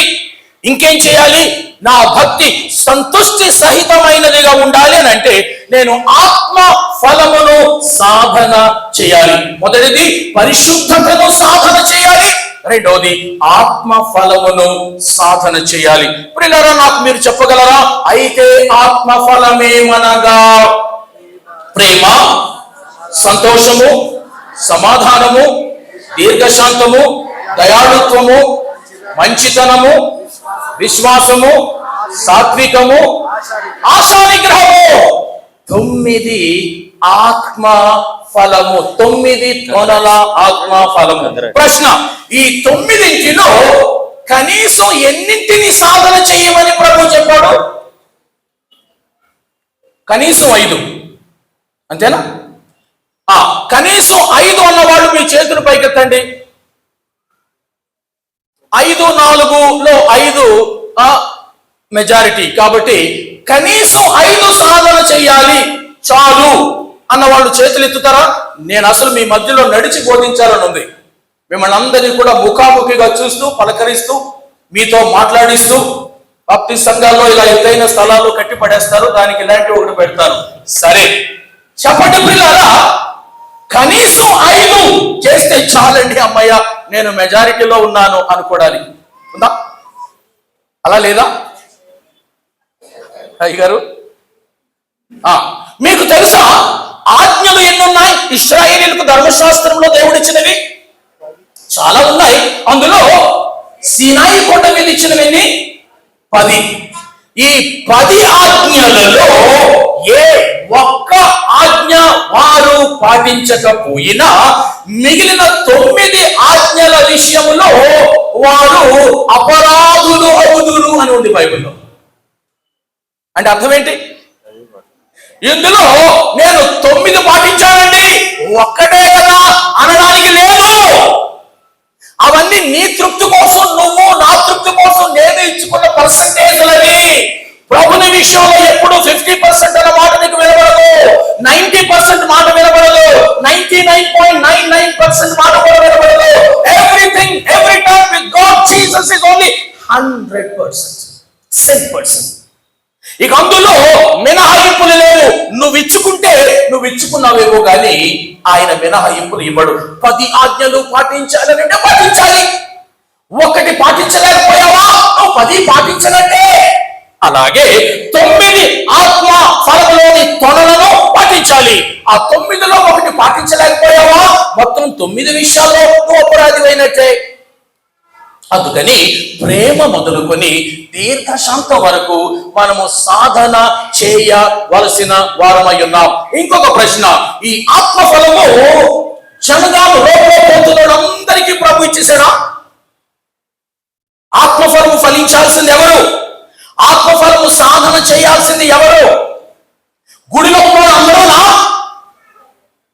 జనగాములో ఉన్న వాళ్ళందరూనా? అన్ని క్రైస్తవ శాఖల్లో, సంఘాల్లో, గోడలలో ఉన్న వాళ్ళందరూనా? ఏమంటారు మీరు? అందరూ. కానీ నేనంటాను, ఎవరైతే రక్షించబడ్డారో, ఎవరైతే యేసుక్రీస్తు ప్రభుని స్వీయ రక్షకునిగా అంగీకరించారో, ఏ పరిశుద్ధాత్ముని ద్వారా నేను పాపినని నేను ఒప్పుకున్నాను, ఏ పరిశుద్ధాత్ముని పరిచర్య ద్వారా నీతిమంతుడని యేసును ఒప్పుకున్నాను, ఏ పరిశుద్ధాత్మ పరిచర్య ద్వారా తీర్పు ఉందని నేను ఎరిగాను, ఆ పరిశుద్ధ ఆత్మను రక్షణ ద్వారా ఒప్పుకున్న ప్రతి ఒక్కరూ పాటించాలి. ఊళ్ళో ఉన్న వారందరూ కాదు. ఇక్కడే చాలాసార్లు కన్ఫ్యూజ్ అయిపోతూ ఉంటాం. గమనించండి, రక్షించబడిన వ్యక్తికే పరిశుద్ధాత్ముడు వరముగా ఇవ్వబడతాడు. ఆ పరిశుద్ధాత్ముడు ఆమెలో, ఆయనలో నివసిస్తాడు. ఇది అపోస్తల కార్యాలు 2:38లో మీరు చదవచ్చు. మిగిలిన స్థలాల్లో కూడా మనం ఏ రోజైతే ప్రభువును విశ్వసించి రక్షణ పొంది బాప్తిస్మం తీసుకున్నామో ఆ దినాన పరిశుద్ధాత్ముడు మనకు లోపల నివసించుటకు ఇవ్వబడ్డాడు. కాబట్టి ఈ పరిశుద్ధాత్మని రక్షణ ద్వారా పొందుకున్న ప్రతి క్రైస్తవ విశ్వాసి కూడా మినహాయింపులు లేకుండా ప్రేమ మొదలుకొని దీర్ఘశాంతం వరకు 9 తొనలు ఆత్మఫలమును సాధన చేయాల్సిందే. ఈ సాధన సంపూర్ణం కాకపోవచ్చు, నువ్వు పరిపూర్ణురాలు కాకపోవచ్చు, కానీ పరిపూర్ణతలోనికి ఎగబాక, ప్రేమలో పరిపూర్ణతలోనికి ఎగబాక, సంతోషంలో పరిపూర్ణతలోనికి ఎగబాక, ఆశానిగ్రహంలో పరిపూర్ణతలోనికి ఎగబాక. ఇవన్నీ కూడా మొదటిగా సాధన చేయాల్సిన చోటు సంఘము. ఇక్కడ సంఘం. ప్రతి విశ్వాసి సంఘములో ఆత్మఫలమును సాధన చేయాలి. కృపా వరములు వేరు. నీకు కొన్ని వరాలు ఇవ్వబడచ్చు, నీకు మరికొన్ని వేరు వరాలు ఇవ్వబడచ్చు. వరాలు వేరు. పరిశుద్ధాత్ముడు ఒక్కొక్క విశ్వాసికి తనంతట తాను చిత్తానుసారంగా విడివిడి వేరు వేరు వరాలు ఇస్తాడు. అది ఆయన సార్వభౌమాధికారంతో ఆయన చేస్తాడు. కానీ ఆత్మఫలము నీకు నీకు నీకు మాత్రమే అని ఇచ్చింది కాదు. రక్షించబడిన ప్రతి వ్యక్తి సాధన చేయాలి. ప్రేమ మొదలుకొని ఆశానిగ్రహం వరకు కంటత పడ్డారే ఆ 9 సంఘములో సాధన చేయాలి. మన క్రైస్తవ గృహములో సాధన చేయాలి. ఆ తర్వాతే బయట. కాబట్టి ప్రియులారా, ఇక్కడ మనము పరస్పర ప్రేమ కలిగి ఉన్నామా? విశ్వాసము, సంతోషము, సమాధానము, సాత్వికము, మంచితనము, ఆశానిగ్రహము, ఇవన్నీ మనలో మనము సాధన చేస్తూ ఉన్నామా? లేదా ఆ భారాన్ని కనుక పోగొట్టుకున్నామా? గమనించండి ప్రియులారా, ఆత్మ ఫలమును సాధన చేసే సంఘాలు ఎలా ఉంటాయి? నువ్వు సాధన చేస్తున్నావు, కాపరినైన నేను సాధన చేస్తున్నానని, సంఘ పెద్దలు సాధన చేస్తున్నారని, సంఘమంతా సాధన చేస్తుందని ఎలా తెలుస్తుంది? బహుశా నేను ఈ జనగాం డిస్ట్రిక్ట్ పోలీస్ స్టేషన్కి వెళ్ళి ఈ ఉండ్రుపుర సెమినరీ బాప్టిస్ట్ చర్చ్ వాడి పేర్లు ఎవరైనా ఉన్నాయండి ఇక్కడ అని కనుక అడిగితే ఉన్నవి వాళ్ళ పేర్లు ఎక్కువగా ఉన్నాయండి అని కనుక ఆయన అంటే అయిపోయింది. మీరు ఎంత బలంగా ఆత్మఫలాన్ని లోపల సాధన చేస్తున్నారో బయట పోలీస్ స్టేషన్ చెబుతాయి, కోర్టులు చెబుతాయి. మీరు ఎవరితో తగాదా పడి ఎవరిని ప్రతివాదిగా మీరు పెట్టుకొని కోర్టులు వెంబడి పోలీస్ స్టేషన్ల వెంబడి తిరుగుతున్నారో వాడు చెప్తారు. అంతెందుకండి, ఇక్కడే తెలిసిపోద్ది. ఇక్కడ కనుక మీరు 2 గ్రూపులు ఉన్నాయో ఇక్కడ తెలిసిపోయింది. తెలిసిపోతే ఈ సంఘములో 2 గ్రూపులు ఉన్నాయా, ఈ సంఘములో ఒక విధమైన క్లిక్స్, స్మాల్ గ్రూపులు ఉన్నాయా, బాబులో పాస్టర్ గారు వర్గం ఉంది ఇక్కడ, రేపొద్దున నా వర్గం తయారవుతా, లేదంటే ప్రెసిడెంట్ గారు వర్గమా, ఎక్స్ ప్రెసిడెంట్ గారు వర్గమా తెలిసిపోతుంది. ఆత్మఫలము సాధన లేదు ఇక్కడ. ఆత్మఫలము ఉన్న చోట పరిశుద్ధ ఆత్మ చేసే పని పరిచర్యలో ఒకటేంటో తెలుసా? ఆత్మ కలిగించు అనగా పరిశుద్ధ ఆత్మ కలిగించు సమాధాన సంబంధమైన ఆ ఐక్యత అని ఉంటుంది. సమాధాన సంబంధమైన ఐక్యత, పరిశుద్ధాత్ముడు సమాధాన సంబంధమైన ఐక్యతలోనికి నడిపిస్తాడు. ఆయన ఉన్న చోట ఐక్యత ఉంటుంది, ఆయన ఉన్న చోట సమాధానం ఉంటుంది. సమాధానం నా ప్రసంగంలో ఉండదు. సమాధానం ఆత్మఫలమును నువ్వు ఏ మేరకు సాధన చేస్తున్నావో అందులో ఉంటుంది. కాబట్టి ప్రియులారా, ఎదుగుదామా? నేను చాలా చింత కలిగి ఈ మాటలు మాట్లాడుతున్నాను. ఎందుకంటే నేను చాలా సంఘాలను చూస్తున్నాను. శాఖలకు అతీతంగా నేను వెళ్తూ ఉంటాను. సంఘాలు నిండిపోతాయి. స్త్రీలందరూ ముసుగులు వేసుకుని ఉంటారు, పురుషులందరూ తెల్ల బట్టలు కట్టుకుని ఉంటారు, హల్లెలూయా ఉంటాయి, ప్రభు స్తోత్రాలు ఉంటాయి, చేతులు ఎత్తుతారు, ఊగిపోతారు, అయిపోయిన వెంటనే కొట్టుకుంటారు. మిమ్మల్ని దేవుని బిడ్డలారా, ఎవరిని మోసం చేయడానికి పరిశుద్ధాత్మ దేవుడు కనుక మన మధ్యలో ఉంటే చీలికలు ఉండవు, విభేదాలు ఉండవా? ఉంటాయి, కానీ వాటిని పరిష్కరించుకుంటాం, కూర్చుంటాం. నేను ఒక వర్గాన్ని తీసుకుని పోను, నువ్వు ఒక వర్గాన్ని తీసుకుని పోవు. ఇది నీ జేబు సొత్తు కాదు. నువ్వు చీలుస్తున్నది ఒక సంస్థ కాదు, నువ్వు చీలుస్తున్నది సంఘాన్ని. ఈయన ఐక్యం చేయడానికి ఆయన ప్రాణం పెడితే నువ్వేం పెట్టావని చీలుస్తున్నావు సంఘాన్ని. కాబట్టి ప్రియులారా, పరిశుద్ధ ఆత్మకు వ్యతిరేకంగా పనిచేసేవాడు సంఘంలో ఉంటే పరిశుద్ధ ఆత్మకు వ్యతిరేకంగా పాపం చేసిన వాడు అవుతాడు. కొన్ని పాపములకు క్షమాపణ కూడా ఉండదు. ఎందుకంటే బైబిల్ చెప్తుంది ఆ మాట, ఎన్ని మార్లు నీకు వాక్యంతో గద్దిస్తున్నా, నీకు బుద్ధి రాకపోతే, ప్రవర్తన మారకపోతే, ఆత్మఫల సాధన లేకపోతే, ఐక్యత కోసం పాటుపడే పరిస్థితి నీలో లేకపోతే, నువ్వు నాకు వ్యతిరేకంగా ప్రవర్తించడం లేదు, పాస్టర్లకు వ్యతిరేకంగా కాదు, పెద్దలకు వ్యతిరేకంగా కాదు, దేవునికి వ్యతిరేకంగా నువ్వు ప్రవర్తిస్తున్నావు. జాగ్రత్త, చాలా జాగ్రత్తగా ఉండాలి సుమా. కాబట్టి ప్రియులారా, ఆత్మఫలాన్ని సాధన చేయాలి. వాటిని విస్తరించి నేను లోపలికి వెళ్ళదలుచుకోలేదు. దేవుని చిత్తమైతే తర్వాత మాట్లాడుకుందాం. కానీ చరిత్రలో జరిగిన ఒక సంఘటన మీకు జ్ఞాపకం చేస్తాను. అది జర్మనీ దేశంలో జరిగింది. వెనకడికి జర్మనీ దేశం 2గా విడిపోయింది. ఈస్ట్ జర్మనీ, వెస్ట్ జర్మనీని విడిపోయారు. వాళ్ళు పడలేదు వాళ్ళకి. వాళ్ళ రాజధాని బెర్లిన్ కూడా విడగొట్టుకున్నారు.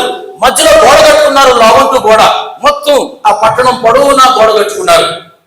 మీరు వెనక్కి గూగుల్ చేసి చూస్తే వెనకటికి ఆ బెర్లిన్ వాల్ అని కొట్టండి, మీకు వస్తుంది.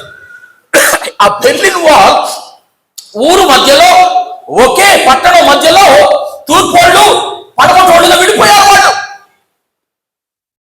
విడిపోయి ఊరుకున్నారా? ఒకరోజు ఈ ఈ తూర్పు బెర్లిన్ వాళ్ళు చిమ్మ చీకటి వేళ మధ్యలో ఒక డోర్ మట్టుకు పెట్టుకున్నారు, ఒక ప్రధాన ద్వారం మట్టుకు పెట్టుకున్నారు, ఎప్పుడు వేసి ఉంటుంది. ఒకరోజు ఈ తూర్పు బెర్లిన్ వాసులు ట్రక్కులు, లారీల నిండా వాళ్ళ ఇంట్లో అక్కర్లేని చెత్త, మురికి, పెంట అంతా కూడా నింపుకొని ఈ పశ్చిమ బెర్లిన్ వైపు ఒక అమావాస్య చీకటి రాత్రున ఎవరు కనబడిన చోట వచ్చి ఈ పశ్చిమ బెర్లిన్ వాసుల వైపు చిందరవందరగా పెంట, దుర్వాసన వచ్చే పెంటంతా చిమ్మేసి వచ్చేసారు. తెల్లారింది, వాళ్ళు చూసుకున్నారు దుర్వాసన, వాళ్ళకి అర్థమైపోయింది. వాళ్ళు వచ్చి చూసారా మనస్తత్వాలు ఎలా ఉంటాయో. ఎవడ పెంట వాడు ఉంచుకుంటే ఏమైపోయింది అక్కడ? నీ పెంట నీ దగ్గర ఉంచుకోలేము. ఎందుకంటే ఆత్మఫలమును సాధన చెయ్యనోడు వాడు పెంట వాడి దగ్గర ఉంచుకోడు, వాడు పెంట వాడుకోవాలని చూస్తూ ఉంటాడు. అదే జరుగుతుంటాయి సంఘాల్లో. నువ్వు చెడిపోతావు, ఎవడో చెడిపోతావు చూస్తావు. ఇది సంఘాలలో ఉంటున్న పరిస్థితి. వాళ్ళు అదే చేశారు. నేను చరిత్రలో జరిగిన విషయం మాట్లాడుతున్న ఒక దేశంలో. అయితే కొంతకాలం అయిన తరువాత ఈ పశ్చిమ బెర్లిన్ వాసులు కూడా లారీల నిండా నింపుకొని అందరూ మర్చిపోయిన వేళ, చిమ్మ చీకటి రాత్రి వీళ్ళు ఇటు ప్రవేశించారు. వీళ్ళు కూడా చిమ్మి కాకుండా అలా పెట్టి పేచి వచ్చేసారు. అక్కడ ఒక బ్యానర్ రాసి పెట్టి వచ్చేసారు. తెల్లారింది, తూర్పు బెర్లిన్ వాసులు లేచారు. అక్కడ ఏదో ఒక దిమ్మలాగా ఒక స్టేజ్ లాగా కనిపిస్తా ఉంది. దగ్గరికి వెళ్ళారు. అవన్నీ కూడా తినుబండారాలు, ఏమండి పసి బిడ్డ మొదలుకొని వృద్ధుల వరకు తినదగిన ఆహార పదార్థాలన్నీ అక్కడ ఉన్నాయి. కిచెన్ సామాన్లు ఉన్నాయి, గ్రోసరీస్ ఉన్నాయి, అన్ని పనికొచ్చేవి. పెద్ద ఒక స్టేజీ లాగా పరిచారు. ముందు మటు ఒక బ్యానర్ రాసి వెళ్ళిపోయారు. ఎవరిచ్చారు, ఎక్కడి నుంచి వచ్చాయి, ఎవరి కోసం ఎవడు ఆలోచించడాలే. ఎవడికి దొరికింది వాడు తీసుకోవడానికి రెడీ అయిపోతూ ఉన్నారు. ఇది మన స్వభావం. అక్కడ ఒక పెద్ద అక్కడ ఏదో రాస్తుంది చదవండి అని అన్నాడు. అందరూ సగం సగం ఇలా తీసుకున్నాడు ఆగి అప్పుడు చదువుతున్నారు నింపాదిగా. అక్కడేముంది, వాళ్ళ భాషలో ఉంది, తెలుగులో ఎలా ఉంటుంది. ఎవరి దగ్గర ఏది ఉంటే అది ఇస్తాడు, ఎవరి దగ్గర ఏది ఉంటే అది ఇస్తాడు, అంతే. ఒకే ఒక వాక్యం ఉంది. పెద్దోడికి తొందరగా వెలిగింది కాబట్టి వాడు ఇక ధైర్యం చేసి ముందుకెళ్ళలేదు. ఆ రోజు నేను 2 కేజీలు పెంటేశానే. పెంటకు పెంట వీళ్ళు ఇవ్వలేదు. పెంటకు బదులు ఏమిస్తున్నారు? తినుబండారాలు ఇస్తున్నారు. ఎవడైతే పెంటేశాడో రోజు వాళ్ళందరి ముఖాలు కింద పోయాయి. నువ్వు నాకు ఇవ్వడానికి నీ దగ్గర పెంట ఉంది, కానీ నేను నీకు ఇవ్వడానికి నా దగ్గర ఇవన్నీ ఉన్నాయి. ఎంత తేడా, ఎంత తేడా అండి. వాడు ఏం సాధన చేసి ఉంటారంటారు ఈ పశ్చిమ బెర్లిన్ వాసులు? ఈ 9 ఆత్మ ఫలములలో ఖచ్చితంగా ఏదో ఒక స్థాయిలో ప్రేమను సాధన చేశారు. ప్రేమ లేకపోతే పగ ఉంటుంది. వాడు 10 లారీల పెంటేస్తే వీడు 20 లారీల పెంట వేయాలి. లేదు, ఎంతో కొంత స్థాయిలో ప్రేమ ఉంది, సంతోషం, సమాధానం ఉంది. ముఖ్యంగా వాడు సమాధానాన్ని కోరుకుంటున్నాడు. వాడు పెంటేస్తే, నేను పెంటేస్తే సమాధానం కాదు. వాడు పెంటేస్తే నేను ఉపయోగపడేదిస్తే అది సమాధానం అనుకున్నారు. చాలా కష్టం అండి, ఇది చిన్న విషయం కాదు. కానీ సాధన చేయాలని ఆజ్ఞాపించబడ్డాం. మనం దేవుని చేత ఆజ్ఞాపించబడ్డాం. ఆ మేరకు ఆయన మనకు సహాయం చేస్తాడు. ప్రియులారా, స్వశక్తితో ఆత్మ ఫలాన్ని నేను సాధన చేయలేను. ఆత్మదేవుని సహాయంతోనే నేను చేయగలను. కట్ చేస్తే వారి మధ్యలో గోడ తీసేసుకున్నారు. వారి మధ్యలో గోడ పడగొట్టేశారు. ఇప్పుడు బెర్లిన్ వాళ్ళు లేదు, ఎప్పుడో లేదు. ప్రియమైన దేవుని బిడ్డలారా, వీరు కూడా 10 లారీల పెంటకు ఇంకొక 20 లారీల పెంట ఇస్తే గోడ ఎప్పుడు అలాగే ఉండేది. కానీ 10 లారీల పెంటకు 10 లారీల తినే ఆహార పదార్థాలు ఇచ్చినందుకు ఆ ప్రేమ తట్టుకోలేకపోయారు. వాడు ఆ సమాధానాన్ని తట్టుకోలేకపోయారు, ఆ సాత్వికాన్ని తట్టుకోలేకపోయారు, ఆ ఆశా నిగ్రహాన్ని తట్టుకోలేకపోయారు, ఆ మంచితనాన్ని తట్టుకోలేకపోయారు. ఇంత మంచోళ్లకు మేము పెంట ఇచ్చామా? నేనెంత చెడ్డోని అన్న స్వయం పరిశీలనకు వచ్చేసారు. గోడ పడగొట్టేసుకున్నారు. తూర్పు బెర్లిన్ వాసులు ఉన్నవాళ్ళు ఏక పట్టణ వాసులు అయిపోయారు చరిత్రలో. ప్రియమైన దేవుని బిడ్డలారా, ఒక పట్టణంలో జరిగిందండి. అది సంఘాల్లో జరగాలి, ఇంకా సంఘాల్లో ఇంకా జరగాలి. మన మధ్యలో గోడలు లేవు, కనబడే గోడలు లేవు, కనబడని గోడలు చాలా ఉన్నాయి. కూల్ చేసుకుందాం, వాటిని కూల్ చేసుకుందాం. ప్రియులారా, ఏం జరిగిందో తెలుసా? ప్రభు శిలువ మీద మరణించినప్పుడు ఏం జరిగిందో తెలుసా? రాయబడింది బైబిల్లో, ఆయన శిలువ మీద తన ప్రాణమును పెట్టి, తండ్రి నా ఆత్మను నీ చేతికి నేను అప్పగించుకొనుచున్నానని అప్పగించుకున్న క్షణాన అక్కడికి కూతవేటు పరిశుద్ధ యెరూషలేము మందిరములో అతి పరిశుద్ధ స్థలములో ఉన్న ఆ దట్టమైన తెర పైనుంచి క్రిందకు నడిమికి చినిగింది. పైనుంచి క్రిందకు నడిమికి దానంతటా అదే చినిగింది. అంటే ఇక ప్రభువును సమీపించడానికి తెరలు అడ్డు ఉండే పని లేదు, గోడలు అడ్డు ఉండే పని లేదు. అందుకే హెబ్రీయులకు రాసిన పత్రికలో ఇలా ఉంటుంది, నేను సమయోచిత సహాయం కోసం ప్రధాన యాజకుడైన ఆయన సింహాసనం యొద్దకు ధైర్యముగా నేను వెళ్ళగలుగుతాను. నేను నా తండ్రిని ధైర్యంగా సమీపించగలుగుతాను. ఎందుకంటే గోడలు లేవు, తెరలు లేవు, ధైర్యంగా నేను సమీపించగలుగుతాను. ఉండ్రుపూరు సెంచనరీ బాప్టిస్ట్ సంఘమా, మీ మధ్యలో ఇంటిలో భార్య భర్తల మధ్య, తల్లిదండ్రుల బిడ్డల మధ్య తెరలు ఉన్నాయా? కనబడనివి. సంఘములో తెరలు ఉన్నాయా? సామాన్యంగా కనిపించే తెర సంఘాలలో ఏంటంటే, సంఘాల్లో కమిటీ పెద్దలు ఉంటారే, ఈ కమిటీ కనుక దిగిపోతే ఇంకొక కమిటీ వస్తే వీళ్ళిద్దరి మధ్యలో గోడ ఉంటుంది. ఒక గోడ ఉంటుంది. ఎక్కడైనా 2-3 పాస్టర్లు పనిచేస్తూ ఉంటే వారు ముగ్గురికి కూడా దేవుని ఆత్మ అధీనంలోనికి వారు ముగ్గురు రాకపోతే వారి మధ్యలో కనబడని గోడలు ఉంటాయి. నీకు తెలుసా? ఇవన్నీ కూడా వాస్తవాలు. వీటిని గ్రహిద్దాం. ఏం లేదు అని మనము అనుకోవద్దు, మోసపోవద్దు. మన మధ్యలో ఉన్న గోడలు పడకపోతే, ఆ విభేదాలు ఉన్న గోడలు పడకపోతే, తెరలు చీలకపోతే మన మధ్యలో ఆత్మఫలము మనము ఫలించలేము అని జ్ఞాపకం చేస్తుంటున్నాను. ప్రియులారా, నేను ప్రసంగించడానికి మీరు నాకు ఒక ఎత్తైన వేదిక కట్టబెట్టారు, కానీ పరిశుద్ధాత్ముడు మనకు పరిచయం చేయడానికి ఆయనకి ఇది అక్కర్లేదు. ఆయనకి పుల్పిట్ ఏరియా అక్కర్లేదు. ఆయనకు కావాల్సింది సమాధాన సంబంధమైన ఐక్య వేదిక కావాలి. ఆ ఐక్య వేదిక ఉంటే అక్కడి నుంచి మాట్లాడతాడు. కాబట్టి ప్రియమైన దేవుని బిడ్డలారా, మనము ఈ ఆత్మఫలమును సాధన చేద్దామా?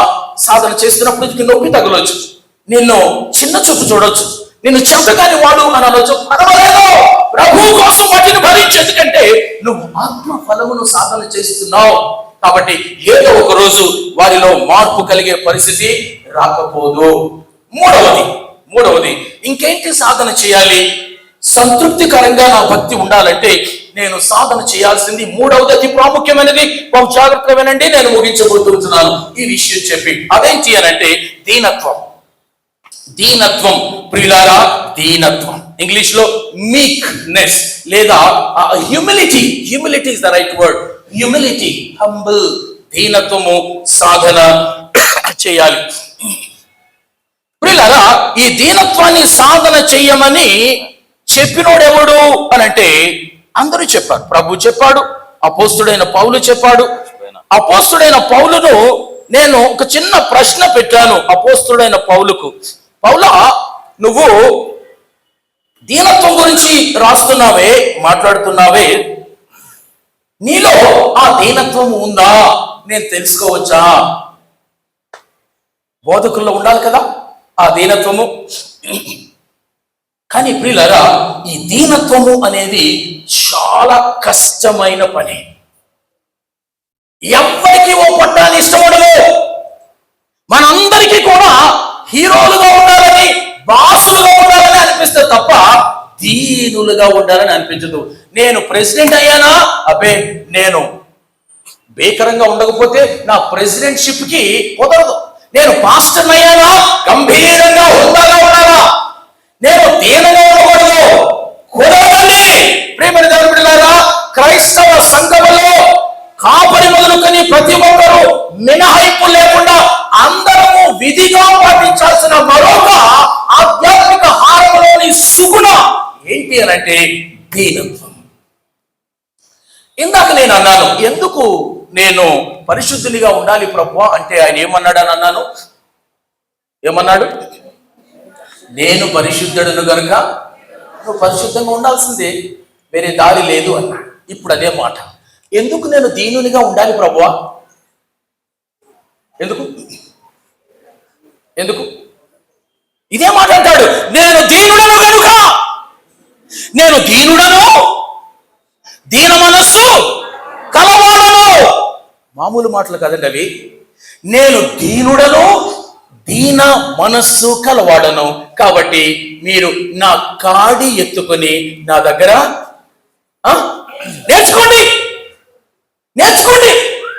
కాబట్టి ఒండ్రుపుర సెంటినరీ బాప్టిస్ట్ సంఘమా, నాతో సహా మనమందరం కూడా దీన మనస్కుడైన ప్రభుని దగ్గర నుండి దీనులంగా ఎలా ఉండాలో, దీన మనస్కులంగా ఎలా ఉండాలో నేర్చుకోవాలి. ఇంటికి వచ్చాడు ఆ రోజు ఆ భర్త. ఏమే, నాకు ప్రమోషన్ వచ్చింది తెలుసా అన్నాడు. ఏం ప్రమోషన్ అండి? నేను వైస్ ప్రెసిడెంట్ అయ్యాను అన్నాడు. అమ్మో, వైస్ ప్రెసిడెంట్ అయ్యారా? ఉండండి, స్వీట్ తీసుకొస్తా అని చెప్పి, ఏ భార్యకు సంతోషంగా ఉండదండి? భర్త వైస్ ప్రెసిడెంట్ అయితే నోట్లో పెట్టింది, అయిపోయింది. ఆ మరుసటి రోజు మళ్ళీ ఆఫీస్ నుంచి వచ్చాడు. హే, నేను ఎవరిని అనుకుంటున్నావు అన్నాడు భార్య దగ్గరకు వచ్చి. మళ్ళీ ఏమైనా ప్రమోషన్ వచ్చిందండి? కాదులే, నిన్నటి వైస్ ప్రెసిడెంట్షిప్ జ్ఞాపకం చేద్దామని నీకు అన్నాడు. నేను ఇప్పుడు వైస్ ప్రెసిడెంట్ సుమా. ఈ పథకం రోజు నడుస్తూ ఉంది. ఆ భార్యకు పిచ్చెక్కిపోతా ఉంది. ఈ పరిస్థితి చూస్తూ ఉంటే మొదటి రోజు సంతోషించింది, రెండో రోజు సంతోషించింది, ప్రతిరోజు నేను వైస్ ప్రెసిడెంట్ అంటూ ఉంటాడు ఇంటికి వచ్చి. ఆ రోజు అన్నది, ఏం బోడి వైస్ ప్రెసిడెంట్లు అండి, చాలా మంది వైస్ ప్రెసిడెంట్ ఉంటున్నారండి. నేను ఆ స్టోర్ నుంచి వచ్చానండి. ఆ స్టోర్, ఏం స్టోర్ అది? అక్కడ అందరూ వైస్ ప్రెసిడెంట్లేనండి. మీకు అనుమానం వస్తే ఫోన్ చేయండి, ఈ నంబర్కి కాల్ చేయండి అని ఇచ్చింది భార్య. ఆమె వైపు చూస్తూ ఉన్నాడు. వైస్ ప్రెసిడెంట్ అంటే నీకు అంత మరీ చిన్న చూపు అయిపోయిందా అనుకొని ఆ ఫోన్ చేశాడు. అక్కడ ఆ ఫోన్ చేస్తూ, హలో, వైస్ ప్రెసిడెంట్ గారు ఉన్నారండి అన్నాడు. ఇక్కడి నుంచి, ఆ స్టోర్ నుంచి, ఏ వైస్ ప్రెసిడెంట్ గారండి అని వచ్చింది అక్కడి నుంచి. ఆహా, మీకు బఠానీల విభాగం వైస్ ప్రెసిడెంట్ కావాలండి? కావాలండి. అందులో పచ్చి బఠానీల వైస్ ప్రెసిడెంట్ అండి, వేపిన బఠానీల వైస్ ప్రెసిడెంట్ అండి, ఎన్ని బఠానీలు అన్ని చెప్తా ఉన్నాను. ఫోన్ పెట్టేశాడు ఆయన. వైస్ ప్రెసిడెంట్ గిరి దిగిపోయింది, కిందకి పూర్తిగా దిగిపోయింది. అంతవరకు దేని గురించి పొంగిపోయాడు, ఏ వైస్ ప్రెసిడెంట్షిప్ గురించి పొంగిపోయాడు, అదంతా దిగిపోయింది కిందకి, మామూలుడు అయిపోయాడు. బిడ్డలారా, ఈ రకమైన అతి మనకొద్దు. ఆయన అంటున్నాడు, ఆయన దేవుడైనయు దేవునితో సమానముగా ఉండుట విడిచిపెట్టకూడని భాగ్యమని ఎంచుకోకుండా 7 అంచెల దీనుడయ్యాడు. ఈ భాగాలు మీకు ఫిలిప్పీయులకు రాసిన పత్రిక పోయి చదువుకున్న తర్వాత 2వ అధ్యాయము 5 నుంచి 8 వచనాల్లో 7-fold humbling of Jesus Christ అని అంటారు. థియలాజికల్ టర్మ్స్ లో 7-fold humbling of Jesus Christ ఏంటంటే, మొదటిగా దేవునిగా ఉండడం విడిచిపెట్టాడు, రెండవది మనుషునిగా పుట్టాడు, మూడవది దాసుని స్వరూపం ధరించుకున్నాడు, నాలుగవది రిక్తుడైపోయాడు, ఐదవది శిలువ మరణం పొందుకోవడానికి సిద్ధపడిపోయాడు, ఆరవది విధేయత చూపించాడు, ఏడవది తను తగ్గించుకున్నాడు. ఇది మీరు ఫిలిప్పీ 2:5 నుంచి 8 వచనాలు చూస్తాం. 7-fold humbling of Jesus Christ. వినండి జాగ్రత్తగా. ఆయన పరలోకంలో ఉన్నప్పుడు ఆయన నెత్తి మీదకి ఎవడు లేడు. ఆయన నేల మీదకు దిగిపోయినప్పుడు ఆయన క్రింద ఇంకా దిగబడిపోయినాడు లేడు. ప్రభువు కంటే నేల మీద బాగా దిగబడిపోయి దరిద్రుడుగా దీనుడుగా ఉన్నవాడు లేడు. ప్రభు పరలోకంలో ఉన్నప్పుడు ఆయన కంటే నెత్తి మీద పైన ఉన్న దేవుడు లేడు. కాబట్టి దేవుడు దీనుడైపోయాడు. ఇది జరిగింది. కానీ సంఘాల్లో దీనులు దేవుళ్ళ లెక్కన ప్రవర్తిస్తూ ఉంటారు. దీనులు దేవుళ్ళ లెక్క ఇక్కడ ఎక్స్ట్రా చేస్తూ ఉంటారు. మనం ఎవరినైతే ఆరాధిస్తున్నామో ఆయన దేవుడు దీనుడైపోతే మనము దీనులము దేవుళ్ళం అయిపోతూ ఉంటున్నాం. పూర్తి రివర్స్ సుమా, పూర్తిగా రివర్స్ చేస్తున్నాం. ఈ అపోస్తలుడైన పౌలుని అడిగాను. పౌలు 3 ప్రశ్నలు అడుగుతాను నేను. నువ్వు చాలా ఖతర్నాక్ వాడు కదా ఒకప్పుడు వెనకడికి, ఆ పాపుల్లో నీ ర్యాంక్ ఏంటి అని అడిగాను. దమస్కుకు ముందు నువ్వు ఘోరమైన పాపివి, రౌడీ వాడు కదా, రౌడీలో నీ ర్యాంక్ ఏంటి అని అడిగితే ఆయన అంటాడు, నేను రౌడీల్లో పాపుల్లో ప్రధానుణ్ణి అంటాడు. పాపుల్లో ప్రధానుడట. అదేంటి దీనత్వము? దీనత్వం అంటే అది ఏ టైంలో ఉన్నాడో మీకు చెబితే అర్థమవుతుంది. క్రొత్త నిబంధనలో అపోస్తలుడైన పౌలు రాసిన చివరి పత్రిక 2 తిమోతి. ఆ 2 తిమోతికి ముందు కొన్ని నెలల ముందు రాసిన పత్రిక 1 తిమోతి. దాదాపు తిమోతి పత్రికలు పౌలు రాసిన ఇక చివరి పత్రికలు అంతే. కొన్ని లెక్కలు కట్టండి మీరు. ఈ పౌలు సౌలుగా ఉంటూ దమస్కులో క్రీస్తు శకము 32వ సంవత్సరంలో రక్షణ పొందాడు. క్రీస్తు శకము 32. ఇతడు ఎప్పుడు చనిపోయాడు అని అంటే క్రీస్తు శకము 68లో చనిపోయాడు. శిరచ్ఛాదనం చేయబడ్డాడు పౌలు.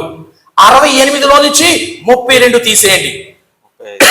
ఎంత ఎంత ఎంత అండి? 30. రైట్, మన్నించాలి. క్రీస్తు శకము 36లో రక్షణ పొందాడు. 68లో చనిపోయాడు. 68 నుంచి 36 తీసేస్తే 32 సంవత్సరాలు కదా. 32 సంవత్సరాలు సేవ చేశాడండి. 32 సంవత్సరాలు సేవ చేశాడు. ఈ 32 సంవత్సరాల్లోనే 3 మిషనరీ ప్రయాణాలు కూడా చేశాడు. చివరికి 68 క్రీస్తు శకములో ప్రభు కోసం శిరచ్ఛాదనం చేయబడ్డాడు. ఇప్పుడు జాగ్రత్త వినండి. ఇతడు 32 సంవత్సరాలు సేవ చేస్తే ఈ 1 తిమోతి 2వ తిమోతి క్రీస్తు శకము 64లో రాయబడింది. 64లో ఈ ఉత్తరాలు రాశాడు. 68లో చనిపోయాడు.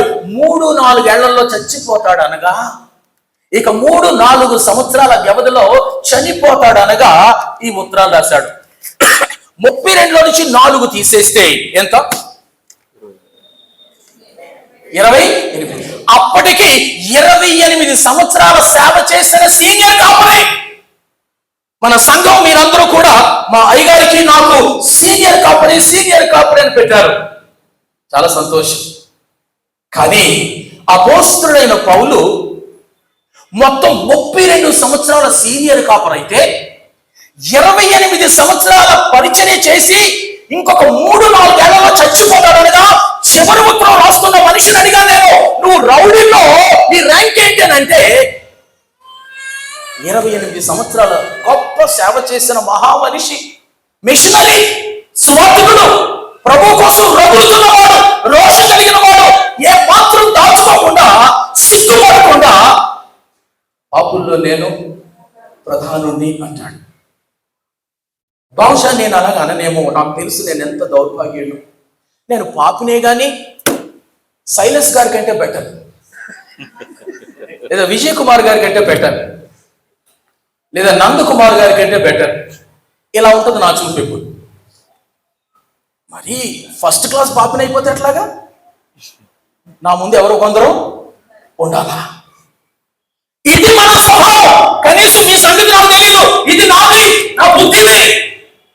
ఆ రోజు ఆయన అడిగినప్పుడు ఇంత గొప్ప మనిషి అంటాడు, పాపుల్లో నేను మొదటి వాడను అంటాడు.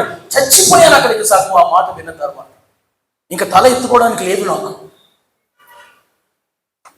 ఆ తర్వాత 2వ ప్రశ్న అడిగాను. అది సరే పౌలా, మరి నువ్వు రక్షించబడ్డావు కదా, నువ్వు పరిశుద్ధుడు అయ్యావు కదా, పరిశుద్ధుల్లో నీ ర్యాంక్ ఏంటని అడిగాను. చూడండి, ఆయన అంటాడు పరిశుద్ధుల్లో ర్యాంక్. ఎఫెసీయులకు రాసిన పత్రిక 3వ అధ్యాయము 8వ వచనం. ఎఫెసీ 3:8. He humbled to say that he is the least among all saints. పరిశుద్ధులందరిలో ఆయన ఏమన్నది అక్కడ? అత్యల్పుడును. ఇదంటే దీనత్వం అంటే, ఇదంటే దీనత్వం అంటే. నేను అడిగా, ఇక కొరింథీయులను పరిశుద్ధులకు ఉత్తరం రాసావే, ఎఫెసీయులో పరిశుద్ధులకు రాసావే, తిమోతి, తీతు, ఫిలిప్పీ లాంటి పరిశుద్ధులకు ఉత్తరాలు రాసావే, వారందరికంటే నువ్వు కనిష్ఠుడమేనా? అవును. నీకు భాష రాదా? పరిశుద్ధులందరిలో కల్లా అత్యల్పుడు అంటే నీకు అర్థం కావాలేదో తెలుగు అంటే. తన ద్వారా ప్రభులోనికి రక్షణలోనికి వచ్చిన వారి కంటే కూడా తను ఎక్కడ పెట్టుకున్నాడు? అడుగును పెట్టుకున్నాడు. అత్యల్పుడను. మనం ఎందుకండి ఇంత ఎక్స్ట్రా పోతాం అర్థం కాదు. మనకెందుకండి ఇంత విర్రవీగుళ్ళు? మనకెందుకండి ఇంత మెడవొగ్గని పరిస్థితి? ఇంత చక్కగా మన ముందు ఆదర్శాలు కల్పిస్తుంటే ఏముందని మనము మిడిసిపాటు పడుతూ ఉంటాం, ఎగిరెగిరి పడుతూ ఉంటాం. ఏముందని మెడవంగని స్థితి మనలో కనిపిస్తూ ఉంటుంది. ఆ పొగరుకు కారణం ఏంటి? ఆ అహంకారానికి కారణం ఏంటి? ఆ అతిశయానికి కారణం ఏంటి? మన ప్రభువు దీనుడు దీనమనస్కుడైతే 32 సంవత్సరాలు జీవించి ప్రభు కోసం బత్తి మీద తలబెట్టి పీక కట్ చేయించుకుంటున్న వాడు 3 సంవత్సరాలు ముందంటున్నాడు, పాపుల్లో మొదటి వాడను, పరిశుద్ధంలో ఆఖరి వాడను అని అంటున్నాడు. ఇక మిమ్మల్ని మీరు ఎక్కడ పెట్టుకుంటారో మీరు ఆలోచించుకోండి. నేను అసలు ఊహ కూడా అందరూ, నేను ఎంత దౌర్భాగ్యంలో, నాకు స్థానం లేదు పెట్టుకోవడానికి. మూడవది చివరిది అడిగాను, పౌలా అది సరే నువ్వు కూడా అపోస్తలుడు అయ్యావు కదా, అపోస్తలులో నీ ర్యాంక్ ఏంటి అని అడిగాను. అపోస్తలులో నీ ర్యాంక్ ఏంటంటే ఒక నవ్వు నవ్వాడు. నేనేంటి అపోస్తలుడేంటి అన్నాడు. అపోస్తలుడు కదా నువ్వు? అవుననుకో, కానీ నేను అపోస్తలుడునుగా పిలువబడ్డానికి యోగ్యుని కాను. ఎందుకు పౌలు అలాగంటున్నావు? నేను సంఘాన్ని హింసించాను, సంఘానికి చిత్రహింసలు పెట్టాను, నేను క్రీస్తుకు పొడిచాను, ఆయన కళ్ళు పొడిచాను, ఆయన శరీరం పొడిచాను, ఆయన దేహాన్ని పొడిచాను, సిలువ వేశాను, ఆయన నామాన్ని ప్రకటిస్తున్న వారి చావును కోరుకున్నాను. స్టెఫను చావును అనుమతించింది నేనే, అతను చస్తూ ఉంటే నేను అక్కడ కాపులా ఉన్నది నేనే. నేను చెయ్యని పని అంటూ లేదు. సంఘానికి క్రీస్తుకు నేను అపోస్తలుడేంటి? అయినా మన అపోస్తలుడే కదా పౌలా. ఏదో అయ్యానులే. ఆ రోజు దమస్కులో నేను నా పాపపు పరులు వేడి నాకు రక్షణ కలిగి నేను ఆయనకి నమస్కారాలు చెప్పి పోతూ ఉంటే వెనక్కి పిలిచాడు ఆయన. వెనక్కి వెళ్ళాను. ఏంటి ప్రభు అని అడిగాను. ప్రభు నా మెడలో ఒక ట్యాగ్ వేశాడు, చదువుకోమన్నాడు. చదువుకుంటే అన్యజనులకు అపోస్తలునిగా నేను పంపిస్తున్నాను అన్నాడు. నేను తీసిపోయాను. ప్రభు నేనేంటి అపోస్తలునేంటి? అపోస్తలునిగా నేను ఉండడానికి యోగ్యుని కాదు ప్రభువా, ఇంకెవరినైనా పంపించు, నన్ను కాదు అని అన్నాను. లేదు ఉంచు అన్నాడు ఆయన. నేను నిన్ను పంపిస్తున్నాను. అపోస్టెల్లో, అపో అనే మాటకు గ్రీకులో ఐ సెండ్ యూ, స్టెల్లో అంటే ఐ సెండ్ యూ, అపో అంటే అవే ఫ్రమ్ మీ, నా నుండి నిన్ను దూరంగా పంపిస్తున్నాను. అపోస్టెల్లో, అపోస్టల్ అనగా దేవుని చేత, ప్రభుని చేత బయటకు పంపబడిన వాడు మాత్రమే అపోస్తలుడు. ఇది లెక్క. ఆయన ఉచిత కృపను బట్టి నేను అపోస్తలుని అయ్యాను, కానీ నేను అపోస్తలునేంటి? అది సరేలే పౌలా, మొత్తానికి అయ్యావు కదా, అపోస్తలుల్లో నీ ర్యాంక్ ఏంటి అని అడిగాను. అడిగితే 1 కొరింథీ 15:9 1 కొరింథీ 15:9 ఎవరైనా గట్టిగా చదవగలరా? 1 కొరింథీ 15:9 ఎలాగనగా నేను అపోస్తలులందరిలో తక్కువ వాడను. చాలు, అపోస్తలులందరిలో తక్కువ వాడను. I am the least among all the apostles.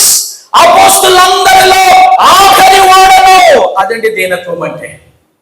వీళ్ళరా నా దృష్టిలో అపోస్తలులందరిలోకెల్లా ఒక గొప్ప హీరో లాగా నాకు ఎప్పుడు ఎవరు కనిపిస్తారంటే ఈ పౌలు కనిపిస్తాడు. ఎందుకు అని అంటే ఈ 27 పుస్తకాలున్న కొత్త నిబంధనలో 14 పుస్తకాల వరకు ఈయన రాశాడు.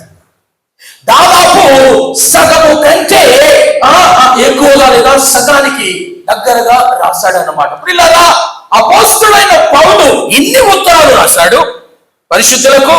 అపోస్తలుడైన పౌలు 3 మిషనరీ ప్రయాణాలు చేశాడు. అపోస్తలుడైన పౌలు ప్రభు కోసం హతసాక్షి అయిపోయాడు. అపోస్తలుడైన పౌలు సంఘాలను కట్టాడు, కాపర్లు కట్టాడు, పెద్దలను కట్టాడు, వారికి ఉత్తరాలు రాశాడు. ఇవన్నీ చేసేటప్పుడు ఎన్ని శ్రమలు అనుభవించాడో అక్కడ రాయబడి ఉన్నాయి. ఇలా చూడంటాడు, నేను అపోస్తలులందరికంటే తక్కువ వాడను అని అంటాడు. పౌలా, నువ్వు వెటకారం ఆడుతున్నావా, నటిస్తున్నావా? లేదు, నా స్థానం అదే. పాపుల్లో మొదటోడిని, పరిశుద్ధుల్లో కనిష్ఠుడిని, అపోస్తుల్లో ఆఖరి వాడిని. ప్రియమైన దేవుని బిడ్డలారా, ఇదండి దీనత్వం అంటే. నీకున్న సంపద, నాకున్న పేరు, యోగ్యత, సంఘాల్లో మన పలుకుబడి, సంఘాల్లో నువ్వు చేస్తున్న హోదా, ఇవేవి కూడా దేవుని సన్నిధిలో పనికిరావు. I want to tell you, పనికిరావు. పనికొస్తే పౌలుకు పనికి రావాలి. పౌలుకు పనికి రాలేదు. అవన్నీ పెద్దతో సమానంగా విసిరేసుకున్నాడు. మరి ఎవరమయ్యా నువ్వు? పాపుల్లో మొదటోడిని. మరి ఎవరమయ్యా నువ్వు? పరిశుద్ధుల్లో అత్యల్పుణ్ణి. మరి ఎవరమయ్యా నువ్వు? అపోస్తలుల్లో ఆఖరి వాడు. కాబట్టి ప్రియులారా, ఈ రకమైన దీనత్వాన్ని మనము కలిగి ఉండాల్సిన వారమై ఉంటున్నాం. దీనత్వానికి వ్యతిరేకంగా ప్రవర్తించే వాడు ఎవరైనా వారు అనేక ఆశీర్వాదాలను పోగొట్టుకుంటారు. ఎందుకంటే ప్రభు చెప్పాడు, ఆయన అహంకారులను అణిచి, గర్విష్ఠులను అణిచి దీనులకు కృపనిస్తాడు. ఆయన అహంకారులు అంటే ఇష్టం ఉండదండి ఆయనకి. కాబట్టి సంఘములో అహంకారులు ఉండొద్దు. నువ్వు అహంకారివిగా ఉండాలని అనుకుంటే రోడ్డు మీద ఉండు, కానీ సంఘములో ఉండొద్దు. సంఘములో అహంకారులకు చోటు లేదు, అహంభావులకు చోటు లేదు, మెడ వంగని వారికి, పగురుబోతులకు చోటు లేదు. ఆయనకు నచ్చని గుణం ఏమన్నా ఉంటే ఈ గుణమే. అందుకే ఆయన అహంకారులను అణిచి దీనులకు కృపను ఇచ్చివాడై ఉన్నాడు. ఆయన స్వభావం. అయితే అంతవరకు నేనేం చేయాలనంటే, తగిన సమయమందు ఆయన నిన్ను హెచ్చించున్నట్లుగా ఆయన బలిష్టమైన చేతి క్రింద దీన మనస్కులమై ఉండాలి. నిన్ను ఆయన హెచ్చించేంత వరకు దీన మనస్కులై ఉండాలి. పిల్లల సంఘాల్లో ఏక వ్యక్తి పాలనలు ఉండవు. సంఘాలలో ఏక కుటుంబ పాలనలు ఉండవు. సంఘాలలో ఏక కాపరి పాలనలు ఉండవు. సంఘములో ఏక కమిటీ పాలన ఉండదు. సంఘం యొక్క అడ్మినిస్ట్రేషన్ ఇస్ డిఫరెంట్. సంఘం యొక్క విధి విధానాలు వేరు. సంఘములో అందరము సమానమే. నీకు ఒక పదవి ఉందా, ఒక బాధ్యత ఉందా, అంతవరకు నమ్మకంగా చేయు, ఎక్స్ట్రా చేయకు. నువ్వు ఎక్కడైనా ఎక్స్ట్రా చేసావా దేవుని దృష్టిలో పడతావు. దేవుని దృష్టిలో పడ్డావా తగిన సమయం మందు ఆయన నిన్ను లేపేస్తాడు. నువ్వు ఎందుకంటే ఆయనకు అక్కర్లేని వారు ఎవరు అనంటే అహంకారులు అక్కర్లేదు, గర్విష్ఠులు అక్కర్లేదు, దీన మనస్కులు కలిగిన వారే కావాలి. కాబట్టి వారు కోల్పోతారు. చాలా కాలం క్రితం విషయం చెప్పి నేను ముగిస్తాను. అమెరికాలో ఒక యూనివర్సిటీ దగ్గరికి, ఒక ప్రముఖ యూనివర్సిటీ పేరు కూడా చెప్తాను, హార్వర్డ్ యూనివర్సిటీ. హార్వర్డ్ యూనివర్సిటీ దగ్గరికి ఒక నడి వయసులో ఉన్న ఒక భార్య భర్త ఇద్దరు వెళ్ళారు.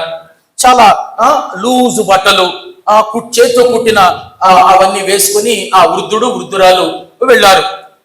అది వారి జీవన శైలి. అపాయింట్మెంట్ లేదు, కానీ హార్వర్డ్ యూనివర్సిటీ ప్రెసిడెంట్ కలవడానికని వచ్చారు. అకస్మాత్తుగా సెక్రటరీ వచ్చింది. ఆమె, ఏమండి ప్రెసిడెంట్ కలవడానికి వచ్చామండి. అపాయింట్మెంట్ తీసుకున్నారా?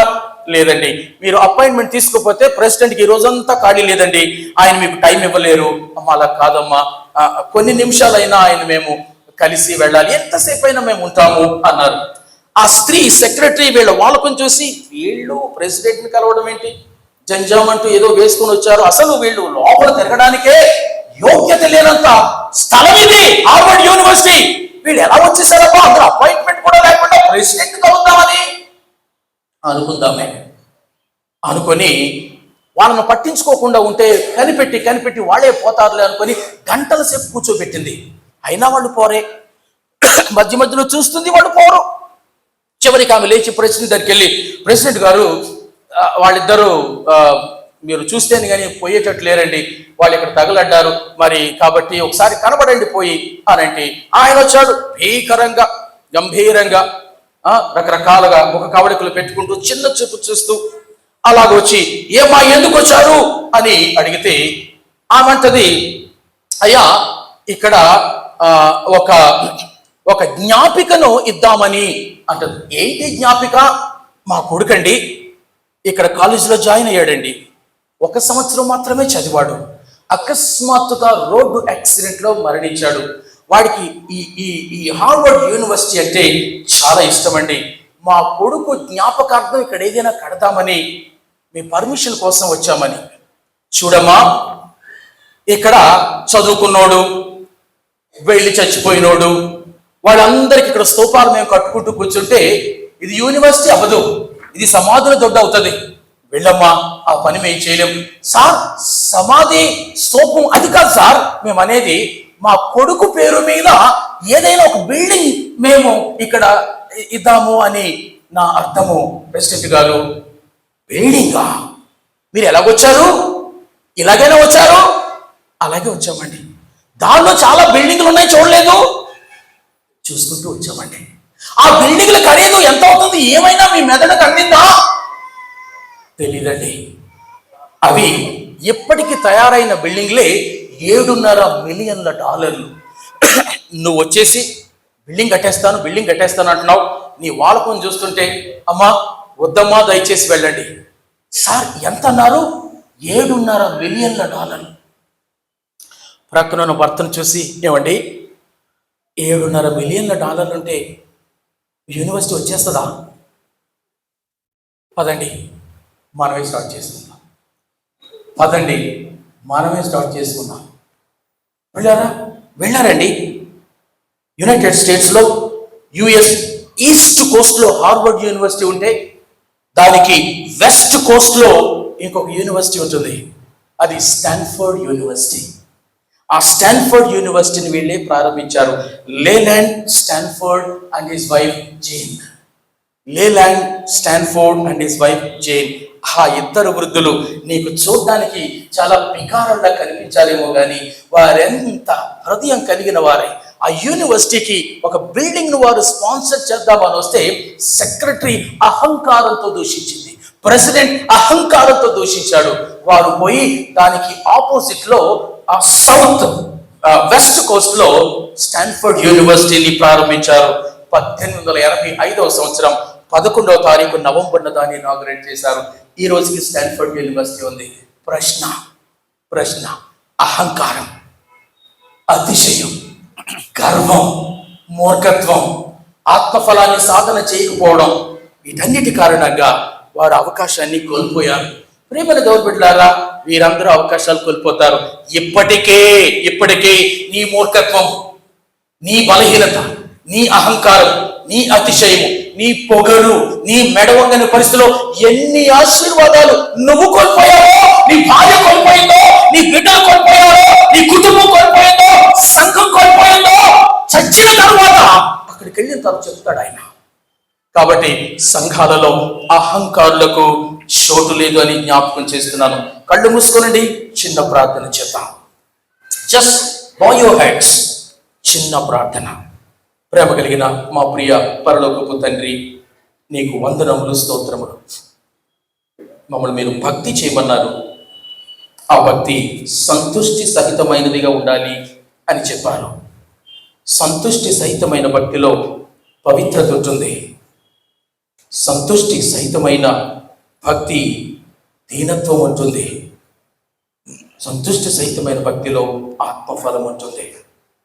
వీటిని మేము సాధన చేస్తూ దినదినము ఎదుగుతూ వేరుపారుతూ మా కుటుంబాల్లో, మా వ్యక్తిగత జీవితాల్లో, మా సంఘాల్లో పరిశుద్ధత ఇనుమడించున్నట్లుగా ఆత్మఫలము సాధన చేయబడుతూ, సమాధానాన్ని సాధన చేస్తూ, ప్రేమను సాధన చేస్తూ, 9 తొనల ఆత్మఫలమును సాధన చేస్తూ, ప్రియ తండ్రి, మేము మా జీవితాల్లో నమ్మకమైన బిడ్డలుగా మీ ఎదుట ఉండడానికి దీనత్వాన్ని సాధన చేస్తూ, కృప నుంచి అధిక కృపను, విశ్వాసము నుంచి అధిక విశ్వాసానికి, బలము నుంచి అధిక బలానికి ఎదుగునట్లుగా సహాయం చేయండి.